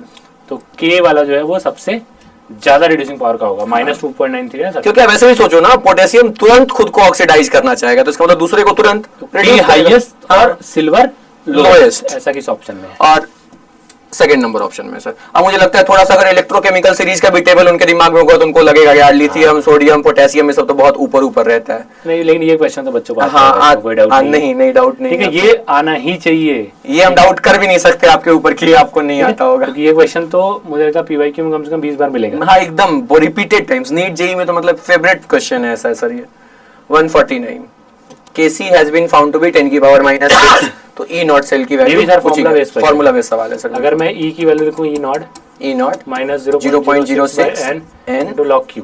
अगर रिएक्शन इक्विलिब्रियम में E सेल 0 होता है, Q क्या होता है? K के बराबर सर। तो यहाँ से E नॉट की वैल्यू हो जाएगी 0.06 n into log K। और मुझे लग रहा है सर n की वैल्यू 2 हो जाएगी क्या? 6 है और n की वैल्यू कितनी है? 2 आ जाएगी। तो यहाँ से 10 पावर 6 आ जाएगा 6, 2 से कैंसिल 3। हाँ। तो 0.06 into 3। एक सेकंड, 0.18 आ जाएगा क्या सर? 0.18 second number. सीधा सीधा आपको क्या ध्यान रखना बच्चों, इक्विलिब्रियम पर ई सेल की वैल्यू कितनी होती है? 0 के बराबर। और इक्विलिब्रियम पर रिएक्शन कोसेंट क्यू का वैल्यू किसके बराबर हो जाएगा? के बराबर। बस उसी को रिप्लेस करना है। आगे बढ़ते हैं सर। नॉस इक्वेशन सबको आता है, बस मैंने इक्विलिब्रियम के पॉइंट का यूज किया कि ई सेल तो 0 होता है इक्विलिब्रियम। एग्जैक्टली। और क्यू को मैं के से रिप्लेस कर सकता हूं। तो बेसिकली स्टैंडर्ड इलेक्ट्रोड पोटेंशियल को रिलेट करता है। मुझे लगता है गैल्वेनिक सेल का कोई भी मैथमेटिकल क्वेश्चन आया, नॉस इक्वेशन इज योर सॉल्यूशन। और मतलब मुझे लगता है पर्सनली दीपक सर, मेरे पॉइंट ऑफ व्यू से कि इलेक्ट्रोकेमिस्ट्री का सवाल किसी भी एंगल से स्किप करने का नहीं होता है। काइनेटिक्स में जैसे फॉर्मूले बहुत कम, एक ही नॉस इक्वेशन है, बस उसको यूज करने के अलग-अलग तरीके। मतलब आपको सेल रिएक्शन का रिप्रेजेंटेशन अच्छे से समझना है, बाकी कुछ नहीं। वो रिलेट करना आप सीख गए ना बेटा, बहुत आसान। और ये भी देखो हाइड्रोजन इलेक्ट्रोड का सवाल आ गया क्या sir? Yes, hydrogen concentration cell. हाँ। अब यहाँ पे देखो, अगर मैं इस पूरे रिएक्शन के लिए वही नॉस इक्वेशन ही अप्लाई करेंगे बिल्कुल। ई मुझे निकालना, ई नॉट इसका 0 होता है हाइड्रोजन का, -0.065 नहीं ले लेता हूँ। ओके, डिवाइड बाय n की वैल्यू सर 2 पकड़ेंगे। ठीक है, H2 से H+ बन रहा है तो एग्जैक्टली सर, एग्जैक्टली हो जाएगा लॉग। अब इसके Q का फार्मूला में देखा दो, यहाँ पे भी H+ है और ये पहले ऑक्सीडाइज होगा, ये रिड्यूस होगा। ऑक्सीडाइज वाला, ये वाला रिड्यूस, और H2 तो दोनों 180 में छोड़ देता हूं। तो मैं यहाँ पे ले रहा हूँ H+, लेकिन ये वाला एनोड का ऑक्सीडेशन वाला, तो इसको एनोड पकड़ रहा हूँ और नीचे वाले को कैथोड। ये आप ध्यान रखो, जब अपन लॉग के अंदर टर्म पुट करते हैं तो उसमें इन जनरल जो टर्म ऊपर का होता है न्यूमरेटर, वो एनोड का कंसंट्रेशन होता है। बट ऐसा हमेशा वो जरूरी नहीं है, उसके लिए रिएक्शन लिख के अपन वेरीफाई कर सकते हैं। तो ये वाला स्क्वायर होगा और ये भी क्या होगा सर? स्क्वायर होगा। तो एनोड वाली वैल्यू 10 पावर -1 है, तो उसका स्क्वायर हो जाएगा 10 की पावर -2। -2। और कैथोड वाली वैल्यू सर 1 के बराबर है। तो 10 को -2 को इधर लेके 2 आ जाएगा, 2 से 2 कैंसिल हो गया, प्लस 0.05 नहीं तो एक ही वैल्यू सर आ रहा है मुझे सेकंड नंबर। बस इसका थोड़ा ध्यान रखना बच्चों आप कि एनोड और कैथोड को अपन कैसे पुट हाइड्रोजन, देखो ये हाइड्रोजन का सेल है ना, तो हाइड्रोजन का ई नॉट सेल क्या होता है, जीरो। क्योंकि उसी को तो स्टैंडर्ड बना के अपन बाकी लोगों का एसओपी या एसआरपी फाइंड करते हैं, तो उसके लिए स्टैंडर्ड वैल्यू ही 0 कंसीडर किया जाता है। ठीक है, आई होप सब लोगों को समझ में आ रहा होगा, अच्छा भी लग रहा होगा। हमने आपके लिए मुझे लगता है पीरियोडिक टेबल के क्वेश्चंस ले लिए, इलेक्ट्रो के भी ले लिए सर, ठीक है। काइनेटिक्स का और सॉल्यूशन का हमने लास्ट लेक्चर में लिया था। थर्मो भी हमने कवर किया, मोल कांसेप्ट रेडॉक्स भी हम लोगों ने कवर कर लिया, मोल कांसेप्ट रेडॉक्स कर लिया। फिजिकल मुझे लगता है हम सबको मिक्स करके एक आपको डिस्कशन लेंगे जिसमें फिजिकल के सारे क्वेश्चन मिक्स होंगे, और फिर हम लेकर के आएंगे आपके लिए 100 क्वेश्चन की seat for organic and inorganic bonding वगैरह। बॉन्डिंग भी तो अपन ले ही लिए कुछ क्वेश्चंस। ज्यादा से ज्यादा 2 से 3 लेक्चर्स में हम कोशिश करेंगे कि आपका वो 500 क्वेश्चन का सेट टारगेट हिट किया जाए, ठीक है। क्योंकि बहुत ज्यादा वीडियो लेक्चर देखना अभी आपके बस की बात नहीं है, आप देखना भी नहीं चाहोगे, तो हम भी वो नहीं चाहते। हम अगले जो वीडियो लेक्चर्स बनाएंगे उनमें हम ट्राई करेंगे कि एक ही सेट में 100 क्वेश्चन कवर करें, क्योंकि ऑर्गेनिक इनऑर्गेनिक वैसे और अपन थोड़ा ऐसे भी ट्राई करेंगे कि सर मतलब थोड़ा बच्चों को सोचने का मौका दे, अपन मेन हिंट्स दे के भी आगे की तरफ बढ़ सकते हैं। ऑर्गेनिक में कोई कैलकुलेशन तो है नहीं, उनको बस वो पॉइंट्स रिलेट करना बता देना है, उसमें काम हो जाएगा। इसमें सर का बेसिकली थॉट यही था कि मतलब आपको क्वेश्चंस में थोड़ा टाइम इसलिए अपन दे रहे हैं क्योंकि बच्चों को अगर सॉल्यूशंस बताएंगे या फॉर्मूला बताएंगे उसके रिस्पेक्टिव, तो आपको समझ में ज्यादा आएगा, बाकी और कुछ बात नहीं है। तो आई होप आप समझ रहे होगे, अच्छा कर रहे होगे। बाकी क्या अपन बहुत अच्छा कर रहे हैं, जितने भी बच्चों से मेरी बात हो रही है they are doing very good. Finally वो अब मुझे लगता है कि बहुत एक्साइटेड भी है कि अब जेईई का एग्जाम आए। एग्जैक्टली 2 साल आखिर उन्होंने वेट किया है सर इस पार्टिकुलर एक दिन के लिए। तो आप बेधड़क होकर के बिना किसी टेंशन के जितनी मेहनत की है उसके ऊपर आप बिलीव करो कि आपने 2 साल पढ़ाई की है, बहुत पढ़ाई की है, और आप ही फोड़ने वाले हो, कोई और दूसरा नहीं। Exactly. जो पढ़ता है उसी का रिजल्ट आता है। तो आपने बहुत मेहनत की है और रिजल्ट आपका ही आएगा, इसमें कोई डाउट नहीं है। मजे करो, चिल करो और एग्जाम के लिए प्रिपेयर रहो। ठीक है, ऑल द बेस्ट। चलो, थैंक यू।